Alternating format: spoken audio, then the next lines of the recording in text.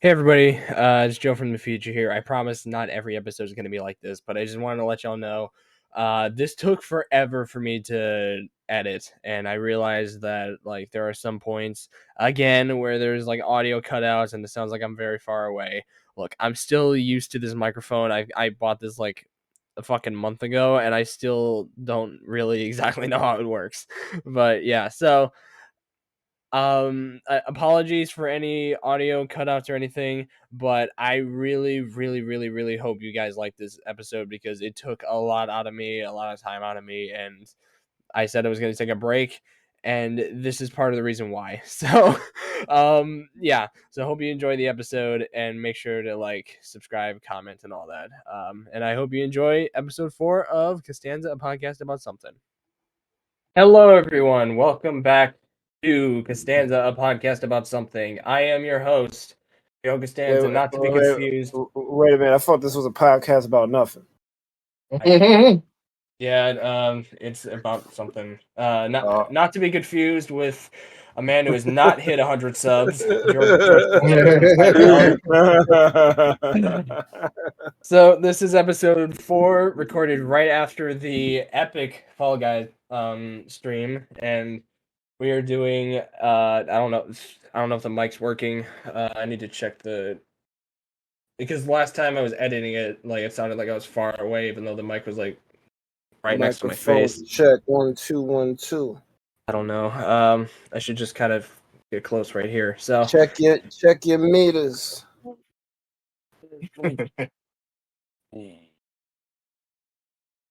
I mean, I see your circle in Discord, but I don't know if your recording software is. Yeah, but do I sound good? Like, do I sound like close or far away? I think you sound all right. Okay, like right on it. All right. Yeah. So this is episode 4. We are finishing up the best and worst of 2023. We are actually, I think we're on June, right? Unless if there's like another fucking movie in May that The Machine. Little Mermaid. Never seen it. Okay. Anyways. Also, I wasn't here for like the first part of this. Yeah, so Jake finally is not working overtime at State Farm, so he is here right now. We got all 4 guests. So finally, I'm done being a good neighbor. I'm done with those fucking neighbors. It's time to be a bad neighbor. Anyways, also, oh wait, I got a little bit of a story before. Like, there's one person that'll really love this. Okay. So there's this one podcast that I used to watch. They don't make videos anymore, but they're called the Poorly Planned Podcast, where they kind of just talk basically like the stuff we talk about, movies, TV shows, and stuff. They ended their podcast sometime at like December and all that, and I remember making like this heartfelt goodbye speech and all that, and just saying like, oh yeah, like I appreciate you guys, and you guys have like, you were like my Saturday morning cartoon or whatever, and all that stuff. And then in my dream, I remember they came back the next day like nothing fucking happened. I was like, what the hell? I made that fucking heartfelt message, and you guys were just like, yep, we're back. Fuck you. It's like, you know what? That would be stupid. That would be something that would happen to you, Joe. Yeah, it totally. It's like, he's like, you know what? We're not quitting. We back. Stupid. Yeah. No, did they read that? They're like, oh, you want us back that badly? Okay, we come back. Well, yeah. So I checked; they're gone. So, anyways, so back on to the topic. So, the first one is Spider-Man Across the Spider-Verse. I know we've all seen this. That movie, hell yeah, it's so good. So freaking good. Can I tell you why it's so good? Because I don't think there's a certain aspect to that movie that I don't think people get, and you probably got to watch it at least 1 or 2 more times to fully understand it. Mm-hmm. That movie is Gwen telling all the people who she's recruiting to rescue Miles what happened. The first 10 minutes of the movie and the last 10 minutes of the movie, she's the narrator. And you see, like, she pulls up to Peter B. Parker and like gave him the look like, "Yo, we doing this," and it's just so beautiful. Like I like, there's clips on YouTube that have the intro and the outro to the movie. I probably rewatched those at least like 20 times. It's so good, and I can't wait for Miles to fuck up 42 Miles. Because he's not having it. Right, yeah. he tried to reason with him. And like, all right, you don't want me to go home? Take this electro shot. Also, I'd like to point out that I kind of would like to make it like, I think like 3-4 minutes each, because we do have I also have news to talk about as well. So, just to kind of let you know, I want to tangent too long. I mean, I need to go pull up the State Farm, make sure they don't keep Jake for overtime. Anyways, 15 more hours? What? I can't keep fucking doing this. Anyways, I own the place. Keep getting away with it. So, Jake, what's your opinion about Spider-Verse? Oh, I really loved it, and I never really actually noticed what Mike said about that. It does make sense now why she was narrating in the beginning and end. Mm-hmm. I'm kind of piecing that together, but I really loved even the villain in there. He was hilarious. He was. Yeah. He really made me laugh, and I just think it was a really good follow-up to Into the Spider-Verse. And I really love that movie too. Yeah. I don't know how they're gonna surpass these two movies with this last one, bro. Oh, I'm looking forward to it. I'm expecting them to. It's gonna be very interesting to see what they do, because it's like, where do they even go from here? Are they gonna add the 3 Peters? Yeah. Well, they got the Prowler thing going on, and alternate Earth 42 Miles Morales, which is like, well, he's the Prowler. And I'm actually curious about like that dynamic, like how is he gonna like contempt with the fact that he's evil in that Earth, that alternate Earth. So I'm actually looking forward to it.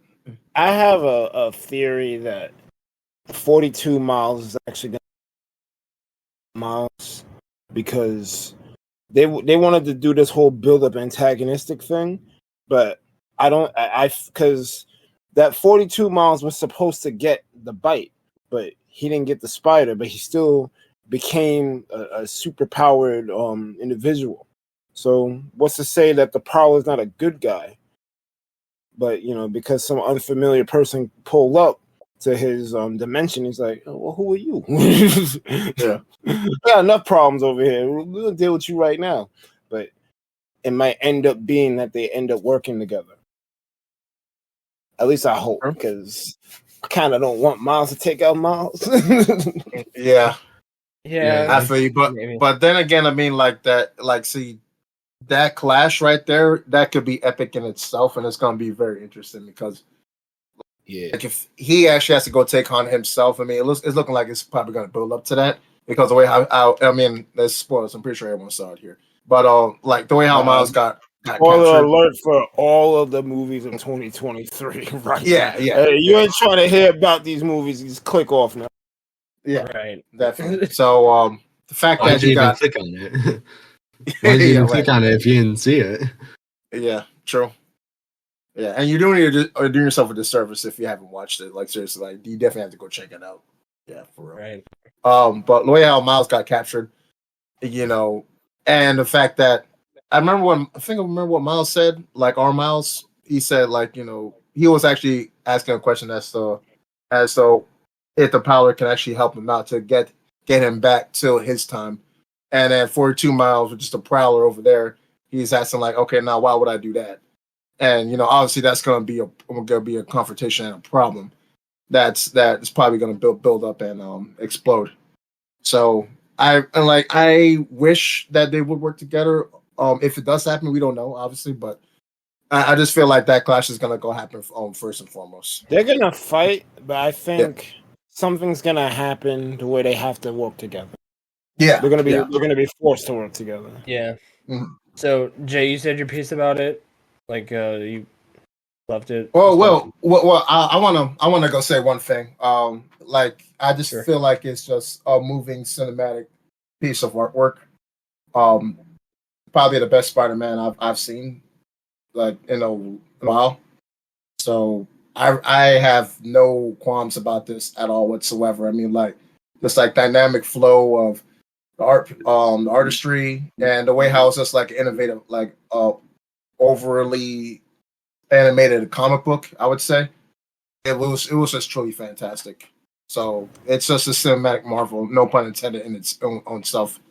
So I would definitely watch that again, over and over and over again. That was amazing.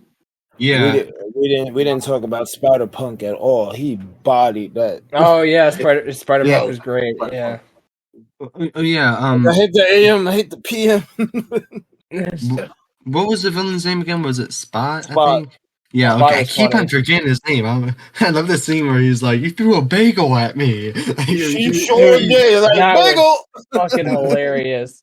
That one random dude in the first movie who he threw the bagel at. Yeah, I it was- love it one. I love it when a story remembers its characters, man.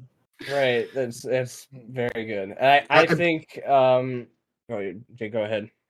I'm just saying, like, I bet you they were all just like in the room together thinking about like how we gonna write the story, and they're like, "What? Let's make that random dude who Spider-Man threw the bagel at. Let's make him the main villain, and let's take like a completely obscure villain from the comics, and let's make him that guy." I mean, it works, and he looks menacing as hell. Yeah, I know. They actually did a good job making him funny and actually threatening. Like he was kind of like a joke villain, but also an actual terrifying villain. At the This same is time. your fault, Spider-Man. You ain't take me seriously. They actually became a threat, actually, which I thought was even more funny. Yeah, like what 2099 Spider-Man, like he acted villainous in number 2. So Yeah, but In a he was sense. kind of like the anti-hero, so He's Yeah. kind of like this for the greater good. I don't care like what I have to do to like get Yeah, it yeah. done. Yeah. I did I like think he that went a little like, bit off the properly. cuff. Though. So my take on it, yeah, I loved it. I don't think it. Yeah, fuck it, it's top 3. I love it. Very good movie. The animation was flawless. I'm very happy they took their time on it because I think it was supposed to be out in 2022, I think, but they delayed it to June because of the effects. Definitely worth it. And I'm very happy that they took their time on this because I don't think it's better than No Way Home. I'm biased because I mean that movie's fantastic in my opinion and just made my childhood dreams come true. But I think this movie is very great for what it was. I loved how they brought in some live action characters as well, like the Prowler and fucking I think Andrew that was showed cool. up. That was a lot of fun. If you have not seen it, it's on Netflix right now. Get the fuck over there and see it. It's great. I think I bought that on Google Play, just like have it in I case. Just have it. I don't In have it on case Blu-ray, but I'll buy it. in case these streaming services want to play hot potato with rights. Like I got it this week. No, I got it this week. Nah, me. It's like, all right, I'm just buying this straight up. So if I want to watch it, I can just watch it. So Wait, you mentioned Netflix, right? Like it's on. I'm surprised it's not on Disney Plus. it's owned by Sony, so that's why it's not Oh, on Disney Plus. That's a Sony joint. Oh, that's a Sony joint. Gotcha. They ain't never letting go of Spider-Man. You could use him. You ain't gonna get him. I'd also He like to makes point too out much money. they added the Marvels on Disney Plus. The only one that has not shown up yet is No Way Home, which is very weird because the other two are there. It's It's very weird. It's funny how It's gotta be some type of contract timing thing. I guess it's fun. It's funny how Spider-Man gives them so much money, but they won't make like a Spider-Man 4 or Amazing Spider-Man 3. Yeah, Now, that's exactly like a Toby Spider-Man 4. like they want him, but they're not using him.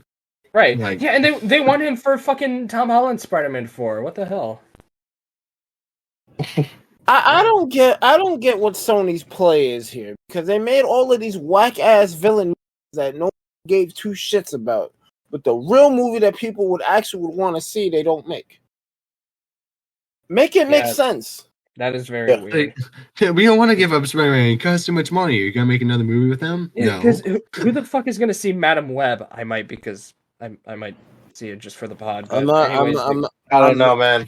I might see it. I might see it for the pod, like Joe, but beyond that, I have zero interest in wanting to watch this. She doesn't even look like Madam Web. She's like a young Madam Web, if that makes sense. Like, she's supposed to be depicted as a granny, not a freaking MILF. If that makes any sense. Right, yeah. So wait, did they release like a trailer for that? Because I didn't see anything about it. Yeah, they did. It's coming out in like 2 days. So. Oh really? Wow. Your friends are just sneaking up on me this month. It's fucking weird. Yeah. Would it be bad if I told you guys this is the first I've ever heard of it? No, because I'm happy you didn't fucking hear it until now, because I think it might be like Morbius, where people are just gonna meme it to death, but it's actually just a dog shit movie. Yep. It does not look. Joe, remember that time you and I tried to watch Morbius just to see if it was as bad as everyone said, and we were like, "It's worse. It's so much worse. It's worse." Oh my god, it was so bad. Like the only funny part in there was Milo dancing, but holy shit, that was so like that was stupid. Yeah, I didn't find that funny at all. I'm like, this is shit. I only laughed because it was like an inside joke of the fucking podcast I listened to. It's like they found it hilarious, but I'm like, god damn it, this is so stupid. This whole fucking movie's just. I hate internet culture. Anyways, they're probably gonna do something similar with Madam Web. It's a shit movie, but they're gonna get enough people to read that. Oh man, and then you go watch like $20 about it. I feel like it might be like a Venom 2 scenario where people are only gonna see it for the end scene. Because like in spoilers for Let There Be Carnage or Let There Be Garbage, Let there be garbage. Yeah. At the end, I mean, damn, son. Damn, kid. Sticking it to it straight. Sticking it to it straight. Well, I mean, if you've seen No Way Home, you probably know what it is. Venom shows up in the MCU. You see Spider-Man. Very good end credit scene. I think people are going to see it because of that. Either like Madam Web's going to show up in like Andrew's universe or something. Or I did hear Toby might show up, but whatever. I'm still not going to fucking see it. The problem with these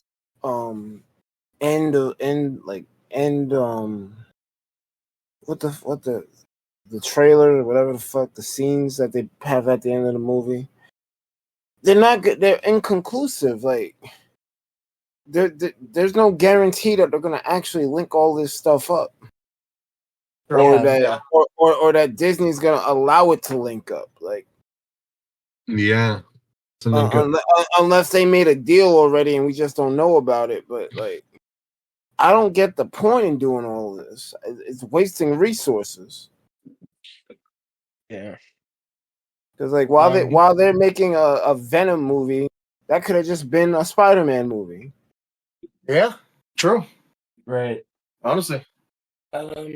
Yeah, I like how I said no tangenting, yet we tangented off, and I kind of started it. I'm sorry, but no, you're good. That's pretty much my point. Like, I don't get why they're making all these movies. They don't do that. So the next one, Jake and I have both seen this. Transformers: The Rise of the Beast. It was okay. That sounds like some wiki nonsense. It's actually a reboot. Huh? It is, yeah.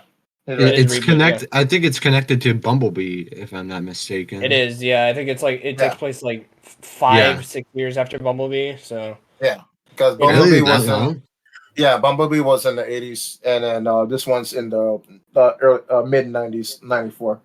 Yeah. Also, they mentioned what's her name, Haley Steinfeld's character. So yeah, I think it's connected. Wait, Jay, you've seen this? Yeah, yes, I have. It was good. I like the fight scenes a whole lot more. I would say it's somewhat somewhat a little bit more cliche. It's not as I don't know. I don't think it's as good as the first Transformers film. Um, I mean, like I had a decent time with it. Like with like the dynamic with like the older brother and the little brother. So that was kind of sweet. It was kind Yeah. of cool for him to get like his own suit from the other Transformer. Forgot his name. Yeah, Who it was the looks like a Porsche? fucking real steel suit.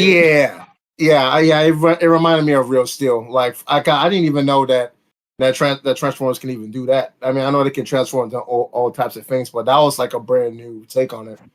So that was Yeah. pretty. That was Yes. pretty interesting. Yeah, that was pretty interesting. That like he was able to transform into a suit for him, so to actually do battle. But I mean, if they could have always done that, I mean, like that kind of begs the question to me, like why didn't they do this before? Like especially when all the other humans were in peril and danger. So I don't know. Maybe only that Transformer had that ability. I Probably, guess. yeah, probably. I mean, I don't think I did like the movie. I mean, I think it was okay. I think it was pretty good. It was kind It of wasn't. forgettable though, because I was like, Yeah, it was. I It's like completely Yeah, forgot it yeah, even came out. Like I remember Spider-Verse, I remember John Wick. I'm like, wait, Transformers came out? yeah. yeah. I'm with you there. I'm like, wait, that was last year. That was 2023. But Right, because but I mean, it's kind of movie I'd only want to see once, and then I did. yeah, I mean, It's not I didn't bad, but because none of the Transformers movies have been like. Actually, no, never mind. What the fuck am I saying? Transformers One was the only one that was like really great to me because that's like my childhood favorite movie right there. Because like even with like Sam Witwicky and all that, like I actually liked him in the first movie. So like I think that Yeah, whole movie's fantastic. Coming soon to a theater near you. Megan yeah. Fox bending over. You gotta watch it. Isn't she hot? Explosion. Isn't she hot? Not anymore. Anyways, That's what the marketing for the early Transformers movies felt like, bro. yeah. When Michael Bay took over, it's like, yep, here's some hot ladies. Enjoy. an explosion, With an the explosion. explosions. Explosion. Yeah. He's like, oh, by the way, the Transformers are in the movie. Anyway, back to the explosions. Transformers, the Transformers. Although, also, I'd like to point out that like I do like that the one thing I can give the Michael Bay movies is they actually have Megatron, and these movies for some reason don't. Like I don't know what the Yeah, fuck they're waiting for. They have fucking Unicron before Megatron. That's like having How Thanos before Loki. Like what the hell? That's how do crazy. you have a Transformers anything without Megatron? That's What? crazy. Yeah, he wasn't even in the fucking Cybertron scene in Bumblebee. I'm like, Starscream's there, but not Megatron. The fuck's he doing? That's weird. That's weird as hell. Is that's when I thought I'm like, is this connected to the Michael Bay verse? Because isn't Megatron like in the fucking like Arctic or some shit? Like, isn't he like yeah. frozen? He was. And especially the canon really confused me when Bumblebee became the car from the very first Transformers movie. I'm like, Yeah, wait, that, is that this didn't or is help it not either. 'Cause connected? I was like, yeah, like my fucking 15-year-old brain at the time was like, wait, what the is it? Is it not? The fuck? I'm like, is it connected? And then they show Optimus Prime arriving. And I'm like, wait, it can't be because he's already here. What is going on? I am Optimus Prime. I don't make any sense in this movie, but it's not my call. Autobots, fold up. Fold up. What universe is this? I don't know, Prime. Shit.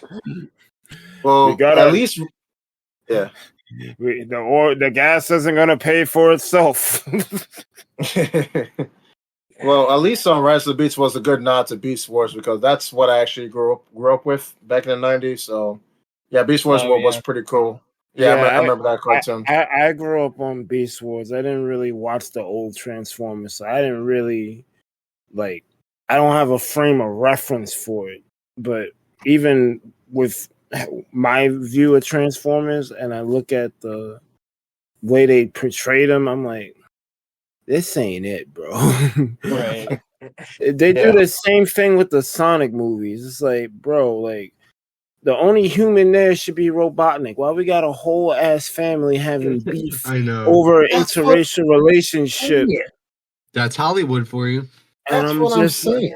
I'm like, this has nothing to do with Sonic. Like, And that's something I did not like about those Sonic movies. I'm like, why can't it just be Sonic the Hedgehog? Why you have to insert characters who we don't care about and never will care about? We could have had, Not we even could that. have, Not even we that. could have had a whole nother hour of Sonic. Or even You like know the what? early like Godzilla movies, like in fucking 2014 and King of the Monsters. It's like, yeah, here's some human shit. Here's Millie Bobby Brown. I'm like, okay, I love 11, but I don't want to fucking see her in a Godzilla movie. Come on, give me Godzilla. Yeah, that's If I true. I felt the same way. If I want to see Millie Bobby Brown, there better be strange things happening, and I don't mean the strange things you think. Yeah, no, you might want to Wait, rephrase what do you that. mean by that? Now I realized where I was the hole I was digging myself into. Yeah, fucking Mike Trying to Wheeler's be like, funny. Hey, Cut. 11, you want to see my strange thing? I'm not. Cut! I'm not Drake, okay? I'm not a groomer. Hope Our not. opinions of Iceberg Mike do not affect the thoughts of the podcast. Anyways, What? I said I'm not Drake. Drake out here watching Stranger Things on Netflix. I need to get with her. Like what? Oh Yo, my for God. real. All right. Yo. All right, The Flash. You better not offer her a cupcake. Has anyone seen That's crazy. Jesus. That's Okay. crazy. And it's crazy that Millie was actually texting like Drake back and forth. When she It was was like, crazy, bro. Like, yeah, I mean huh? that's weird as hell, bro. And then you're wearing the Sierra Canyon jacket just to go promote it on Instagram when that was all going on, and you were doing it for multiple underage girls, bro. And I'm like, what? Subscribe. It's crazy. That is crazy. But we can hop off. Yeah, So, but anyway, I want to piggyback off of what Bird was saying about a Sonic movie, just real quick. Yeah, I mean, I just feel like the human characters, if they're gonna be in there, I mean, like, just make it like, I guess, like its own unique type of segment. But why can't we just explore Mobius, bro?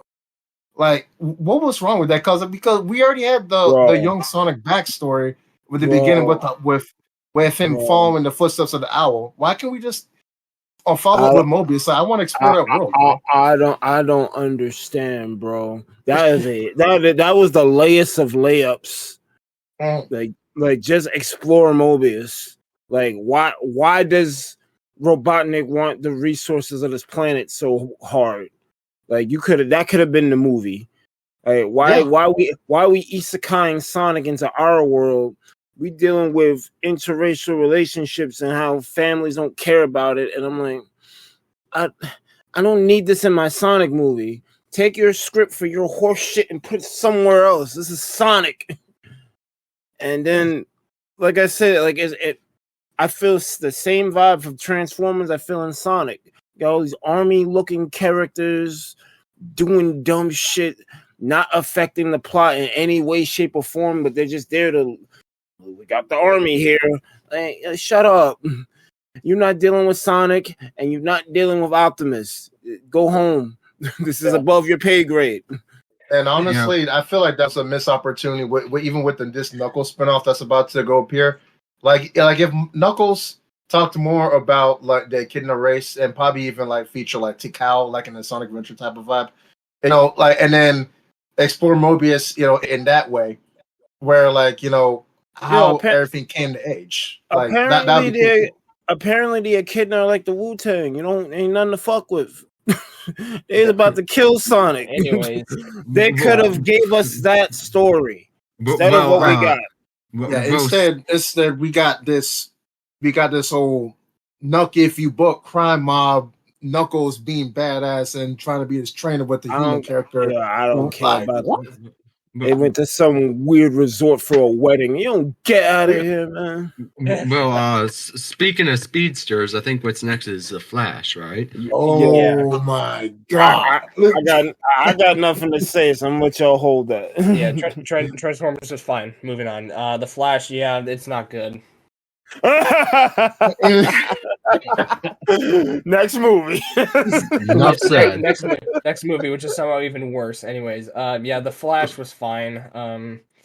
I didn't really love it or hate it because like I wasn't originally gonna see this, but because Michael Keaton returned as Batman and I'm like a sucker for nostalgia, I figured, you know what, I'll give this a shot. And the CGI was it. I could shit out better CGI than this. Like, what the fuck is that? Like Bro, all that bullshit. You mean all I gotta do is say I'm Batman and I'll get a bag? No, like Okay, I'm Batman. the speeding scenes were disgustingly awful. Zod didn't even look like he wanted to be there because like I think he was like the fucking main villain, and like you know how good he was in Man of Steel. Just Yeah. take that divided by two, and that's basically him in this movie. He's like he looks like very tired. He's He like phoned it in. yeah, and like Batman was fine. He was easily the best part. Like I loved Michael Keaton, and even Affleck was good. But like the short time he had like a cute little face, Batfleck. and I think he had a like a little scene with Wonder Woman. I thought you was with her. I thought you was with him. Yeah, it is okay, and I did like the best part by far was Batman fighting like Keaton's Batman fighting the Russians in like this little lair, and he's doing like fucking Arkham combos. I kind of geeked out at that moment. I'm like, holy shit! Ever since Yeah. Affleck was like, ever since the warehouse fight, every Batman fight seemed like an Arkham fight, and I love that because the Arkham games are fantastic. Oh yeah, definitely. Wait, Yeah, heads wait, up. Yeah, heads up to that. Wait, he was fighting a bunch of Russians? Stranger Yeah. Things called. They want their plot back. This guy. They're rescuing Supergirl, I think, but yeah. Who, by the way, I didn't expect Supergirl to be good. She was actually kind of good. I thought She wasn't was mid. Let's go. yeah, but definitely better than the one from the series, that's for sure. But Joe, let's be honest, anything would be better than that. that is true. That's a low bar to clear. Lord. I just want to clear the elephant in the room real quick. All right. Okay, so the movie was decent. It was good. I would give it a decent rating. You know, Michael Keaton was doing his thing. Supergirl was pretty cool. You know, I mean, she had to go learn how to like be a team player and all that stuff, but it was all right. And this Flash, it was cool. I like the seeing like Flash and like even going back in the past, like trying to like get this new Flash's powers back. So it was pretty interesting. But my elephant in the room with this movie is this, right? Why didn't this just be Operation Flashpoint? Why does it have to be the first Flash movie? That's what I don't understand. I don't understand. Yeah, what the hell? Why not just make this Operation? This should have been like a sequel to a Flash movie. I don't really feel like this should be the Flash movie. That's what I don't. I never understood that with this. So, Right. I think I can, with my very limited DCEU knowledge, I think I can answer this question for you. Okay. Marvel made the Avengers in a cave with a bunch of scraps. And that's why DC thinks that they need to rush to catch up with them. And all they needed to do was follow the formula from start to finish, not jump 10 movies to something that needed 10 movies or at least 5 to develop into. The reason why the Avengers was so good is because you had Iron Man, Captain America, and Thor leading up to it. But if you're gonna do Flashpoint, but not have the pre-loading of other movies or other shows to tell the story to build up to it, it's not gonna hit as hard. Why you think in Star Wars they're doing Mandalorian, they did Ahsoka, they're doing these build-up shows so that when this Thrawn movie comes out, they ain't gotta waste time trying to tell you about Thrawn. You know about him already, and he's a problem. And once that movie comes out, you have the context already, and it's gonna end up being a lot more palatable to watch because you already have the backstory. Everything is already lined up. Now you just got to tell whatever epic that you wanted to tell with the character. Right. But absolutely. Absolutely. Yeah, I totally agree with Bird. D- DC did not do this. They just saw the success and they didn't want to do their homework. They didn't want to lay the groundwork to get to that point. yeah, Right. like Right. I do agree with what you said about like the Avengers, like the movies leading up to it, like definitely influenced it. Like you had like Iron Man, two Iron Man movies actually. You Yeah, had like the Incredible Hulk, Thor, Captain America. All those exactly. movies were used to kind of build up this like one big event, and that's why everyone loved it because these were already established characters. You knew them. Exactly. It picked up from where they left off in their previous movies and completed their arcs, and that's part of the reason of what made it so good is that like they didn't have to like go back and like re-explore these characters. They were able to move on and like be like, oh, Exactly. like let's continue with them. You got bigger fish to fry. You got to tell me about Loki. I don't need Yeah. to hear about Thor. Right. Exactly. So that's like why I feel like it was just wasted potential in order to develop the Flash, Barry Allen himself, and to actually lead up to a point because it just feels like a sequel to a movie that never like that's what Right. the Flash feels like. Yeah. Like Yeah. you should have had more build up and momentum leading toward it, if you ask me. And also, Yeah. I just feel like the that was a fact- missed opportunity. Yeah, and just the fact that like people were hyping the fuck out of this because they were saying like, oh yeah, it's like the best superhero movie since The Dark Knight. Which when the fuck do they not say that? But like, just Bullshit. I'm just like, what the like. This is the best one since The Dark Knight. Then what the fuck was Endgame? What the fuck was No Way Home? Infinity War? What the fuck was all these? Like, Clearly, they thought The Dark Knight was terrible. Look, Dark Knight is an amazing movie. Yeah, I know. And it's definitely a benchmark. But I think we've made better movies since Dark Knight, superhero movies anyway. You haven't made a better DC movie than Dark Knight, but we definitely had better hero movies. And like we just talked about one, Across the Spider-Verse.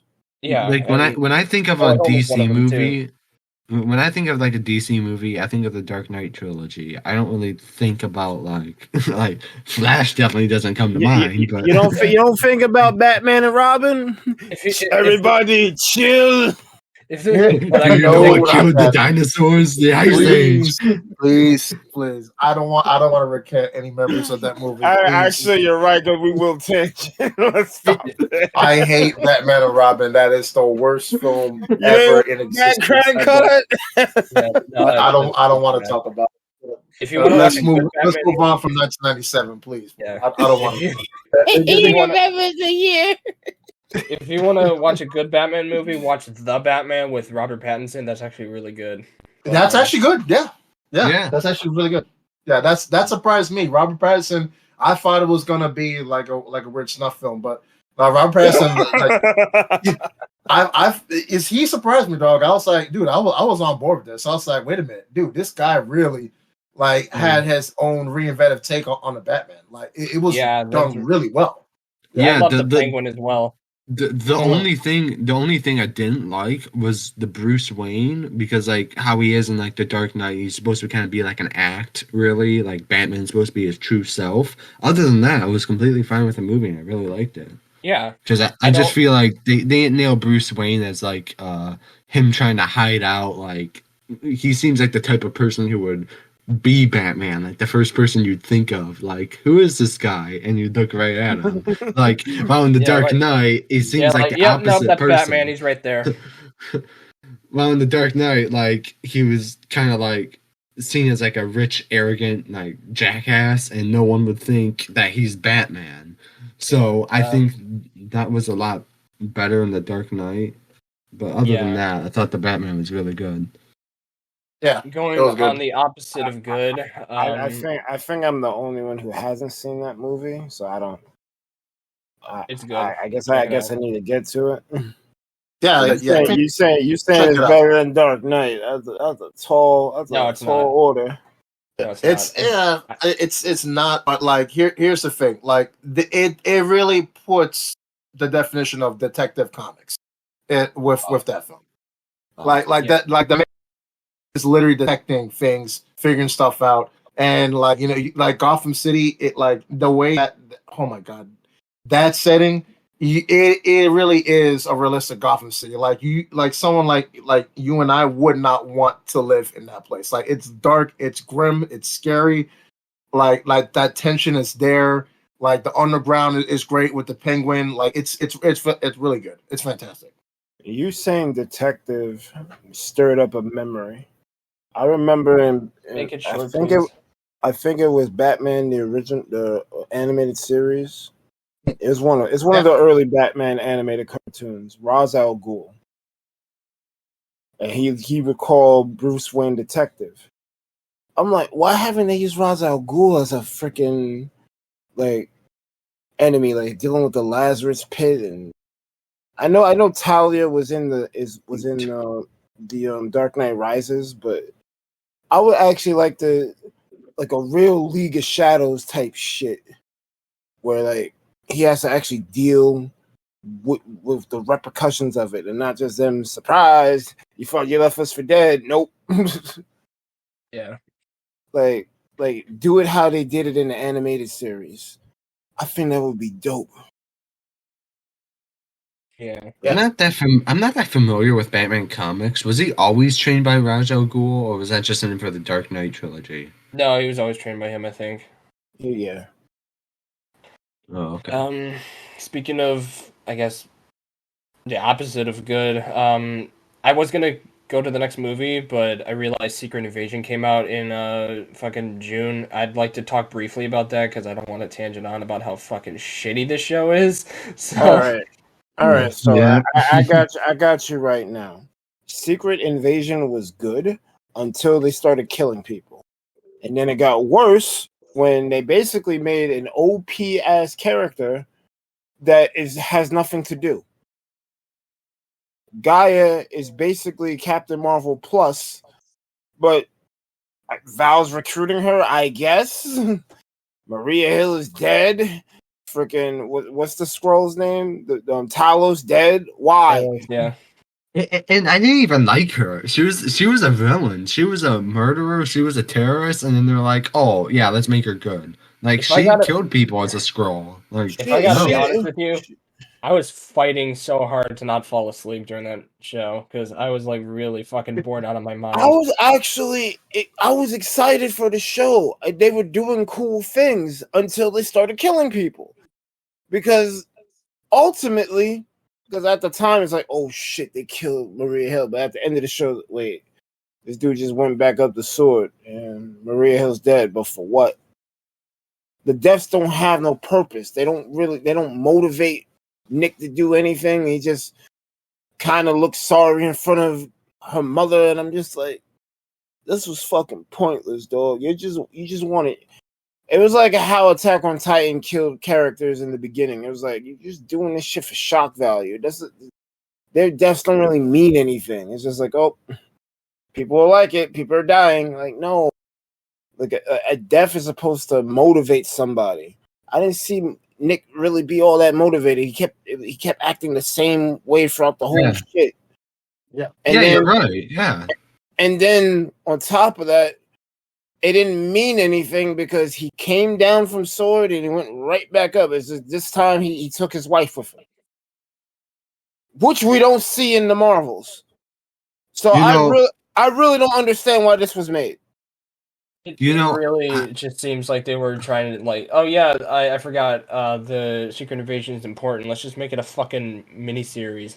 Secret Invasion honestly should have been like a phase, or at least part of a phase. That should have been that should have been a new Avengers movie. The Avengers versus the Skrulls and stuff. That could have been Invasion, yeah. That could have been the Avengers movie we never got for Phase 4. Yeah. And I never even watched the last episode because I watched the entire like season up to except for the final episode. Joe just told me it's not worth it. Just don't even watch it. I saw it for you. It is disgustingly bad. Yeah, you just told me it's not worth it. You probably don't watch it. It's disgusting. Because the main villain, I don't give a shit what his name is, whatever the fuck his name is. Gravik. Yeah, Gravik. He was making like a big speech to Nick Fury about like how he doesn't really think that Nick Fury cares about him or whatever the fuck, and it turns out it wasn't Nick Fury, it was fucking Gaia. And Gaia was See, like having all this like Super Skrull stuff, like she had like fucking Hulk, Mantis, Groot, like see, every fucking power you could ever imagine. It was I bad. I like the switcheroo. The problem is Gaia didn't earn that. Right.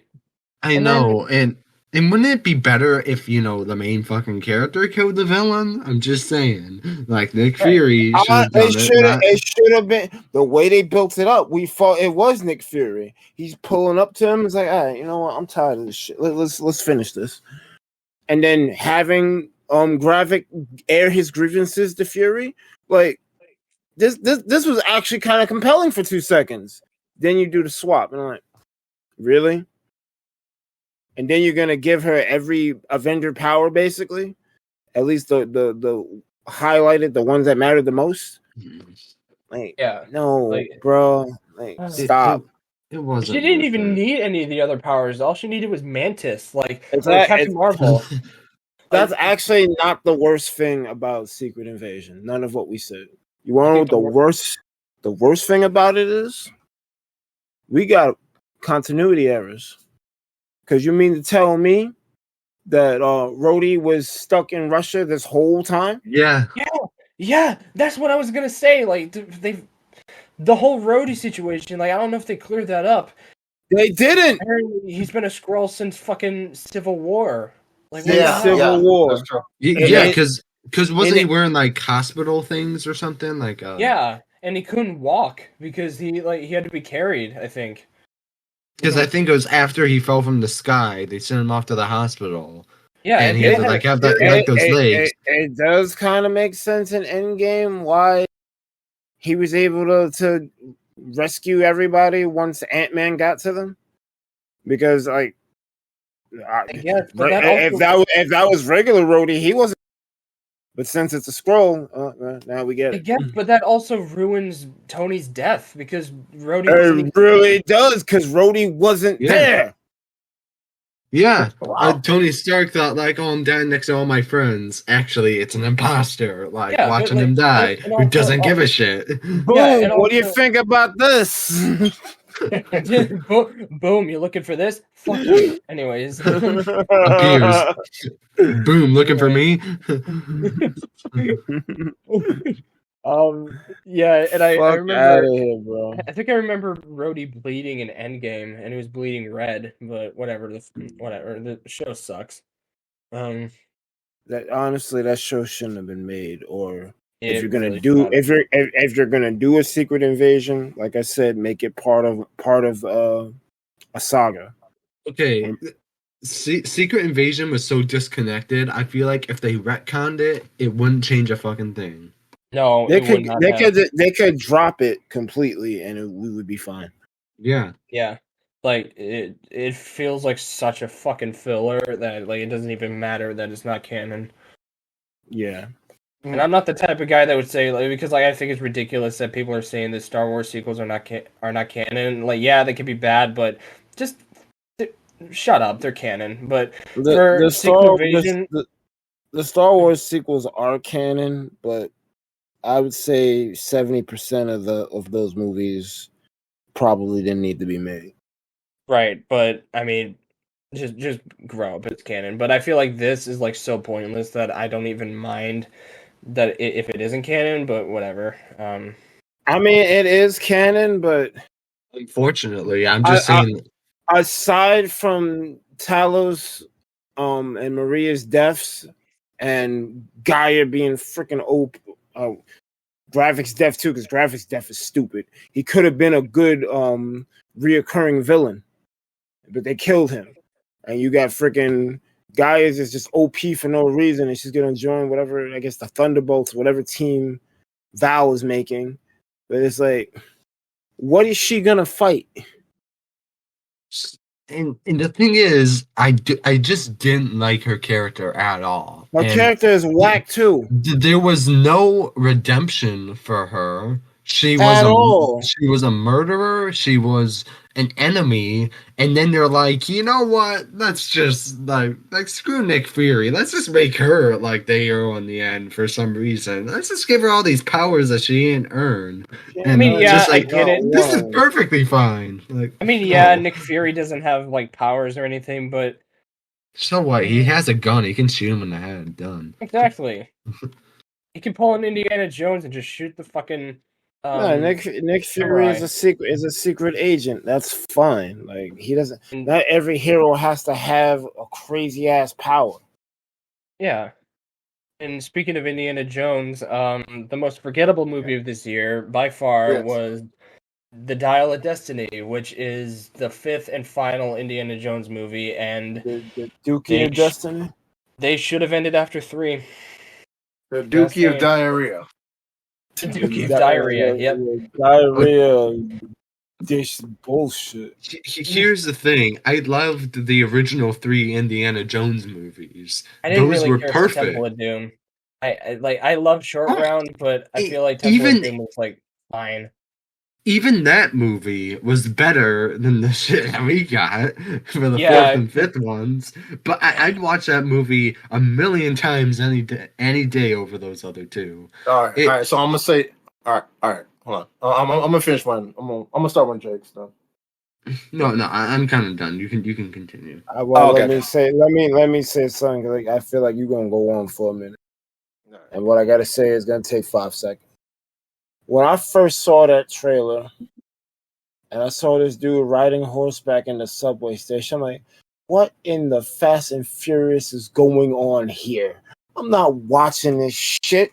Fuck out of here, bro. That trailer was ass. Go ahead. All right, so I'm gonna go say this. All right, the first 10 to 20 minutes of that film was cinematic goodness. Okay, I'm gonna give this movie the benefit of the doubt. Oh yeah, when they started that flashback, that felt like true 1980s George Lucas Indiana Jones. And then everything was perfect. Everything was golden. Everything was magical. All right, it was a good time. Even the de-aging I loved was great. it. And honestly, seeing what happens, everything that happened after that flashback, when Indy finally wakes up from that dream, went to shit. And honestly, that flashback could have just been the movie in itself. That should have been done. And then they should just ran with that. Everything else after that flashback, crap. Yeah, I'm with you. I'm with you on that. I did like that. I did like the flashback, and I'm like, oh, this movie is actually gonna be really good. The flashback ended. I'm like, shit.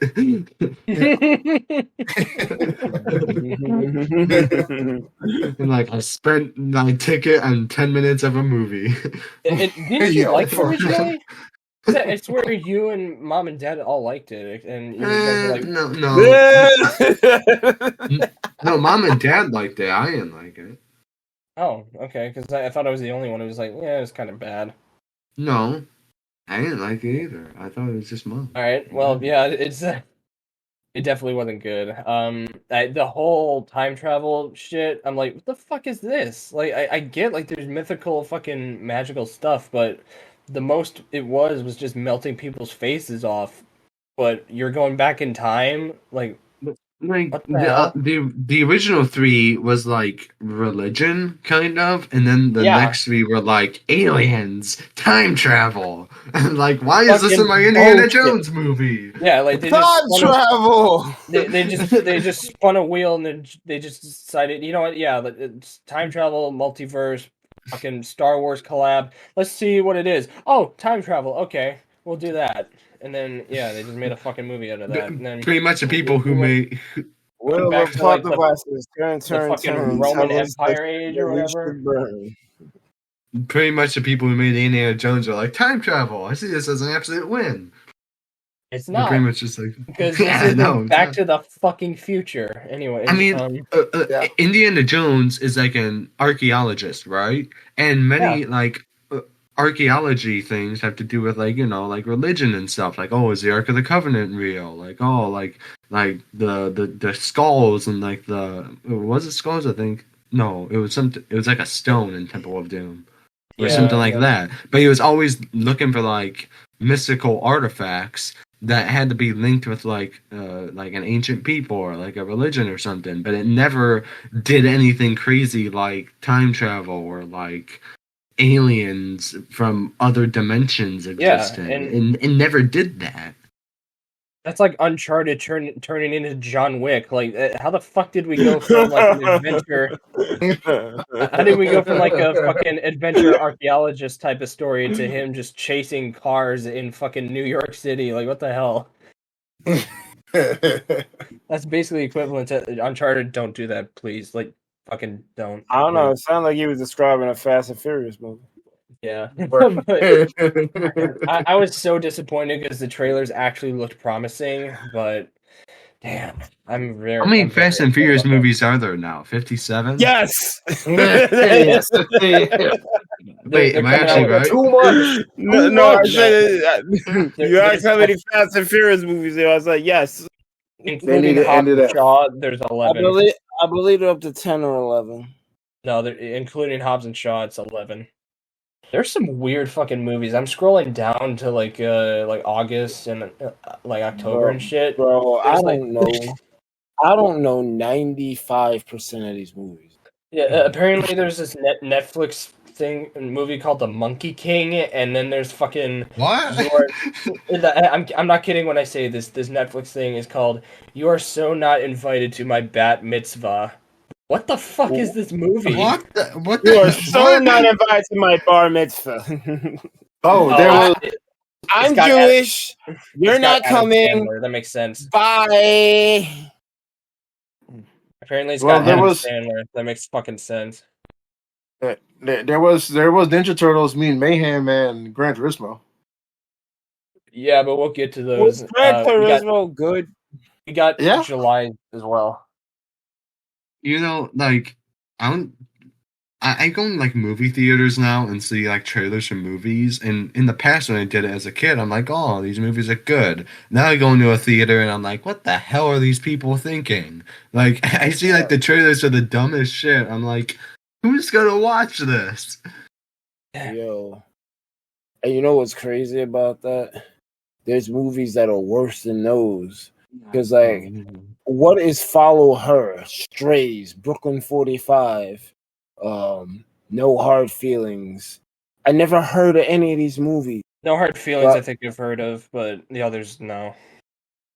I'm looking at the list of movies for June, and I'm like, the fuck is a simulant? I did hear, like, I'm going to July now. I did hear this one movie was very good. I'm just gonna kind of brief over this because I don't think any of you guys have seen it. What, Mission Impossible? No, absolutely not. I have a lot to talk about that, but I've heard good things about. It's actually a very good movie. I enjoyed it. It's got like, it's a very important. I think it involves like sex traffickers, I think, and how bad they are and fucked up they are. I don't really remember that much about the movie, but I do remember liking it. So, Sound of Freedom. Yeah, I did hear good things about it. Did it win? Did it win any awards? No, I actually heard it was kind of controversial because like political stuff or whatever. It had nothing to do with that. I'm just saying, like, it had absolutely zero to do with it. It's because people are too soft and they don't want to accept the reality that this shit actually happens. But until they see it happen, they're not going to understand how the world really works. Yeah. Overrated. It's sad, but this stuff does. It's sad, but this stuff does happen a lot. Yeah, but I did like it. It was very good. Yeah, it did make me cry too. But the next one, Mission Impossible: Dead Reckoning Part 1. It's a shame it came out around the time that Barbie came out and Oppenheimer because I think ain't nothing in the movie theater. It's better than both movies because holy shit! That joint is unfortunate.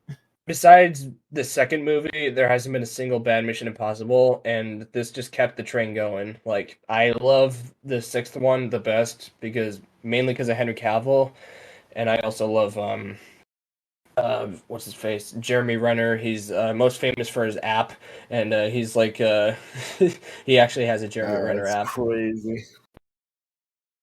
But yeah, I really, yeah, I love this movie. Neither Cavill nor Renner's in here. Renner because he had like that accident, but Haley Atwell's in here. Renovations.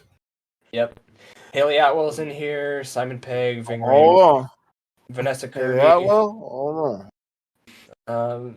Oh, Mantis. Oh yeah, Mantis was in here. Yeah, Right. yeah. She was that one crazy lady. I don't know Yeah. how to say her last name. I know her first name is Palm. I'm Clementive. Oh, Clemente. Yeah. Um. That name's yeah. kind of hard. I think this movie is. I don't really remember that much about it, but I do remember it had something to do with AI, and I think Wait, it you did it don't very remember well. much about it? That has something to do with AI. Don't tell Pleasant. Hold on. Pleasant, if you're watching this, please don't rant in the comments. So, uh, so yeah. Actually, no. What am I saying? I do remember this movie. It had the submarine that sank. Yeah, the Everything. submarine that sank. Yeah, very great movie, very fun. Had like a cool car chase and all that. I remember there's like a little fucking buggy that they were in that was hilarious. Tom Cruise did his own stunts as usual. I mean, the fucking madman he is. If he could fly planes and jump off fucking buildings, of course he could do this. I think his big stunt was like, um, what was his big stunt? I think it was like him driving a motorcycle off a cliff and then jumping off into a train. He actually did that. Just fucking Did he crazy. actually? Did he actually do that one scene, that one Mission Impossible, where he was holding his breath underwater that long? Was that Yeah. real, or was that? Yeah, Oh, he really? did that. I think it was like 6 minutes. I can barely hold my breath for like 10 seconds. How the hell does he do it for 6 minutes? It's because you're soft. Anyways, Wow. You dare use my own spells against me? Also I remember there's this one unintentionally funny scene where I think Benji was trying to defuse the nuclear bomb and it wasn't actually like there wasn't a fucking bomb inside there. And it was just like scaring him half to death because he was like trying to panic, like what the fuck are these riddles and stuff, and like, and then the last one, it turns out like it spells his name. And he's like, he knows who I am. What the fuck? And then he's like panicking and all that, and then all that for nothing because there was no bomb in there. I thought that was hilarious. Or is that? I think that was in a no. It was yeah, no, it was this movie because there was another one with a bomb, but yeah, great action. It's not John Wick level good, but I gotta say, as a franchise as a whole, I think Mission Impossible is just as good as John Wick, and I would highly recommend it because these movies are a blast. Hey everybody, this is Joe from the future here. Just want to let you know that Craig actually crashed on us in the middle of us recording, so that's why there's like a little bit of an interruption in this part. So yeah, I had no control over that. I had to pull up Streamlabs just to record the rest of it. So yeah, apologies about that. All right, it is recording now. It should be good. Microphone check 1 2 1 2. What is this? The Joe Costanza podcast. Okay. I'm Iceberg Mike. We got Jake from State Farm along with Jump Master. Okay. Yeah. Just for clarification, I'm gonna combine these two. The fucking Craig bot disconnected, so I'm just gonna record the rest of this on Streamlabs. So, Mission Impossible, great movie. I recommend it. It's just as good as John Wick. Are your meters moving? Yeah, they're moving. Okay. It's just showing my So computer screen. it's recording again. Yes. Yeah. Yes. So It's not through Craig. So next one, the phenomenon that basically, I think it was like the biggest cultural impact of 2023. Fucking Barbenheimer, Barbie / Oppenheimer. Which one do you want to cover first? I didn't see either, so y'all can have that. Me neither. I haven't seen either. All I know is that people went to the Barbie movie dressed in pink, but Joe went there dressed as Oppenheimer for the joke. Yeah, because I decided. Everyone else is dressed like Barbie or Ken. Joe walks in with like a suit and a hat and did, yeah. everything. I dressed. Come on, Oppie, let's go party. And I was. And I was joking like, yeah, I'm gonna just be Oppenheimer because I'm such a prick, and I'm just gonna act like what was I thought we were seeing Oppenheimer? What the fuck? You walk into the theater, be like, "Boy, I sure hope this movie doesn't bomb." Wow. I would have Really? I would have kicked you the Really? fuck out. I would have kicked you Come out. on, Just that's funny. no, it's not. You're out of the podcast. Fuck you. Go back to State Farm. Okay, bye guys. I'm going back to State Farm. No. Now I gotta go through the dungeons of State Farm to get Jake back. God damn it. I get punished. Like, how dare you say a dumb joke like that? You get 15 more hours of being a good neighbor. no, you just get fired. You just get fired from your job. Like, no, Be a good neighbor. that ain't it, If Chief. State Fuck Farm you. is watching, Anyways, you're under peer review. I guess we'll cover Barbie first because I haven't seen Oppenheimer yet. But yeah, Barbie was fine, I guess. Yeah, You It guess. was decent. It was alright. It wasn't like I mean it was kind of cringe. we'll go over this like near the end, but like just like your most overrated movie or underrated movie.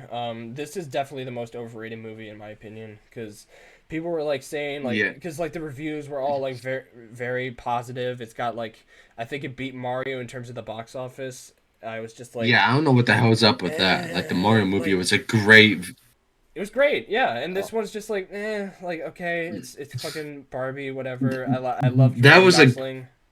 I mean, I didn't see the Barbie movie, and I'm a little biased because I'm a Nintendo guy. yeah. That Mario movie fucking smoked mad. You know, I was so Yeah. happy when it crossed $1 billion. I'm like, damn, like this movie's doing phenomenal. I'm like, and it's like no movie in 2023 could beat this. Or was it 2023 it came out? Yeah. I think Yeah. so. Yeah. Yeah, I'm like, Yeah, we talked about it in part one. yeah, I'm like, no other 2023 movie could beat this. And then Barbie came out, and John Wick. I mean, I kind of knew that was gonna win. John Wick Chapter 4. I mean, that's like a completely different movie. But Yeah, but in terms of like the type of movie that it was, in I was terms of- surprised that in Barbie terms did of box better. office, John Wick didn't even Yeah. pass 500 million, I think, but it's still fantastic. Like, Really? Huh. yeah, That's I crazy. think. I don't know. Let me check. Oh, John Wick was amazing. It was phenomenal. And I got kind of caught up right before it came out. Yeah, I didn't watch any of the movies prior. hold on. Yeah, 440 million it made, but which is not bad. But It's not bad. yeah. Anyways, Barbie, it was fine. It was like I liked the "I'm Just Ken" moment. Definitely gonna win the best song of the year. All right. So you gotta put me. What is the appeal of this movie? The appeal. You're kind of cutting out. You're kind of cutting out for my side. What is the appeal to Barbie? Like, why would I want to go see this film? Not being a Barbie fan.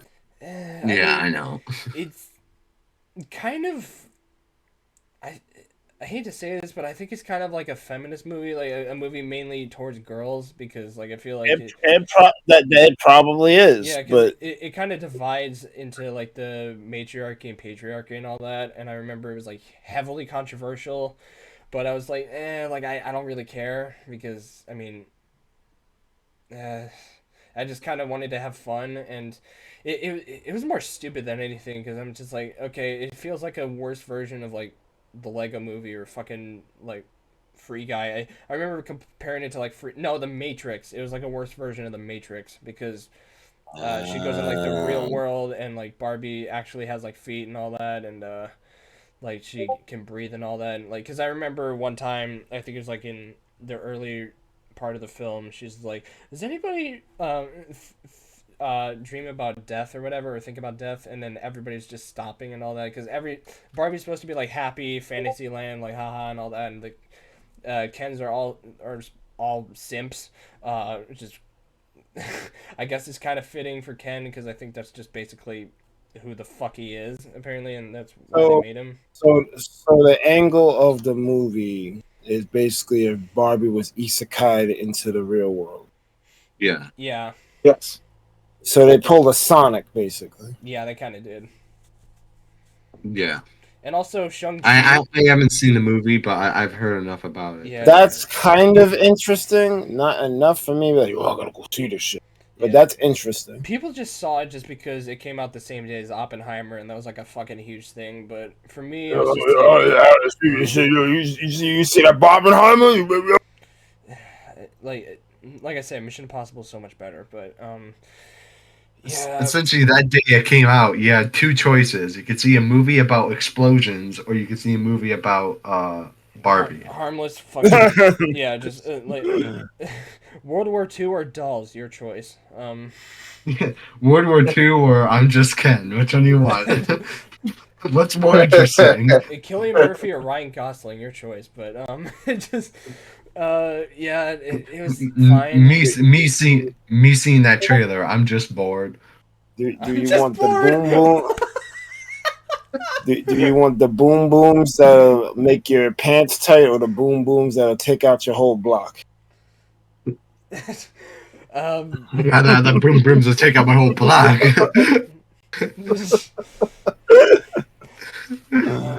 Yeah, I can't remember much about the movie. I like the experience more than the actual film because I used to take my friends all the time to see movies. Like I think we saw, I think it started with No Way Home and then the Batman, then Multiverse of Madness. Then we took a little break because we were all busy, and then we just decided, you know what, let's just see Barbie, and then like even Multiverse of Madness. I'm like, yeah, I kind of enjoyed the movie but the experience was great, and I genuinely had more fun with the experience than the movie because I remember just sitting there like okay, what's on Twitter, and I just kind of just dozed off. Wow, what's a twist? I wouldn't say it's bad, but definitely overrated. Yeah, I would kind of say it's bad. I was really pissed that they ruined Wanda's character. I feel like that they ruined her because it ruined her entire I'm arc talking from about Barbie. I'm not WandaVision. talking about Doctor Strange. Oh, you're still talking about Doctor Strange? I mean Barbie. Sorry, I thought you were still talking I about heard Doctor You Doctor mentioned you mentioned Multiverse of Madness. I was ready to have it again. You know what? We tangent too much. Yeah, I I never saw the Barbie movie, but just seeing the trailer, I'm like, no. I'd rather see. I haven't seen Oppenheimer, but Jay, have you seen it? Yes, I have seen Oppenheimer. Oh, thank God, because it was going to be part of the What- thumbnail. What's the appeal of Oppenheimer? Oppenheimer, basically, it's like a historical movie that basically tells about like the origin story of the atom bomb and why it was created and how it's like the scientific marvel of science. You know, it was pretty interesting. Like, I liked it. I liked it overall with the appeal for like the historical reference and whatnot, and you know, it was pretty entertaining. Like it, like the people were good too. The acting was pretty solid. So I had a blast with it. I had a good time with it. No pun intended on blast. Yeah. God damn it. Anyways, But I mean, I do want to see the movie. I never got a chance to see it, but I do think it's really good. we should see it. same with me. I didn't get a Because chance to see it. I am somewhat familiar. Like Oppenheimer, I know. Like after he created the bomb, he had that famous speech where he's like, "I have become death, the destroyer of worlds." Like I have he become deaf. Yeah. like he thought that the whole world was going to be destroyed by like nuclear bombs in the future. He's Like not wrong. These dudes keep holding on the bombs like I got a bomb. I got a bomb too. I got a bomb too. Motherfucker, if y'all all let I the have a bombs bigger off, the earth bomb. is done. You know this, right? Nah, I want my bomb. All right. I have an even bigger bomb than you guys, and I have an even bigger one. I have a boyd. I want my boyd. Anyways, yeah, I mean, the main character, go ahead. I kind of want to see it just because Cillian Murphy and I love him in Peaky Blinders, so I might just watch it because of him because he's like one of the best actors ever. I also liked him as Scarecrow in Batman: The Dark Knight. Yeah, I love him as Scarecrow. That's probably He did a good job as an insane person. Out of both roles I've seen him in, Scarecrow and Thomas Shelby, Scarecrow is definitely the worst because like I think he was so good as Thomas Shelby. Maybe because we spent more time with him. I feel like Scarecrow is kind of like compared to like Joker or Two-Face or even Bane. I'm like, Scarecrow's good, not great, but maybe it's just because like I'm not really a diehard fan of Batman Begins. I liked it. Don't get me wrong, it was great, but I'm just like, I you know what? No, what am I saying? I liked it, but I just think Scarecrow wasn't as good as like Ra's al Ghul. You know who could take out all of them? Bonesaw. Yeah, he's ready. He's Spider-Man though. He's the Spider-Man villain. He's not even a So Bonesaw is ready. He sees like he sees like the Joker or someone. Hey, freak show, you're going nowhere. I got that for 3 minutes. 3 minutes of playtime. And then Joker's like, "Oh, you want to play? Come on." I got a game for you. So, Jay, you mentioned TMNT Mutant Mayhem. You've seen this? Yes, I have. Yeah. All right, give your thoughts. It was surprisingly a blast. Nice. Just one thing I want to go say before I get into like a few of the cons or like the weird stuff about it.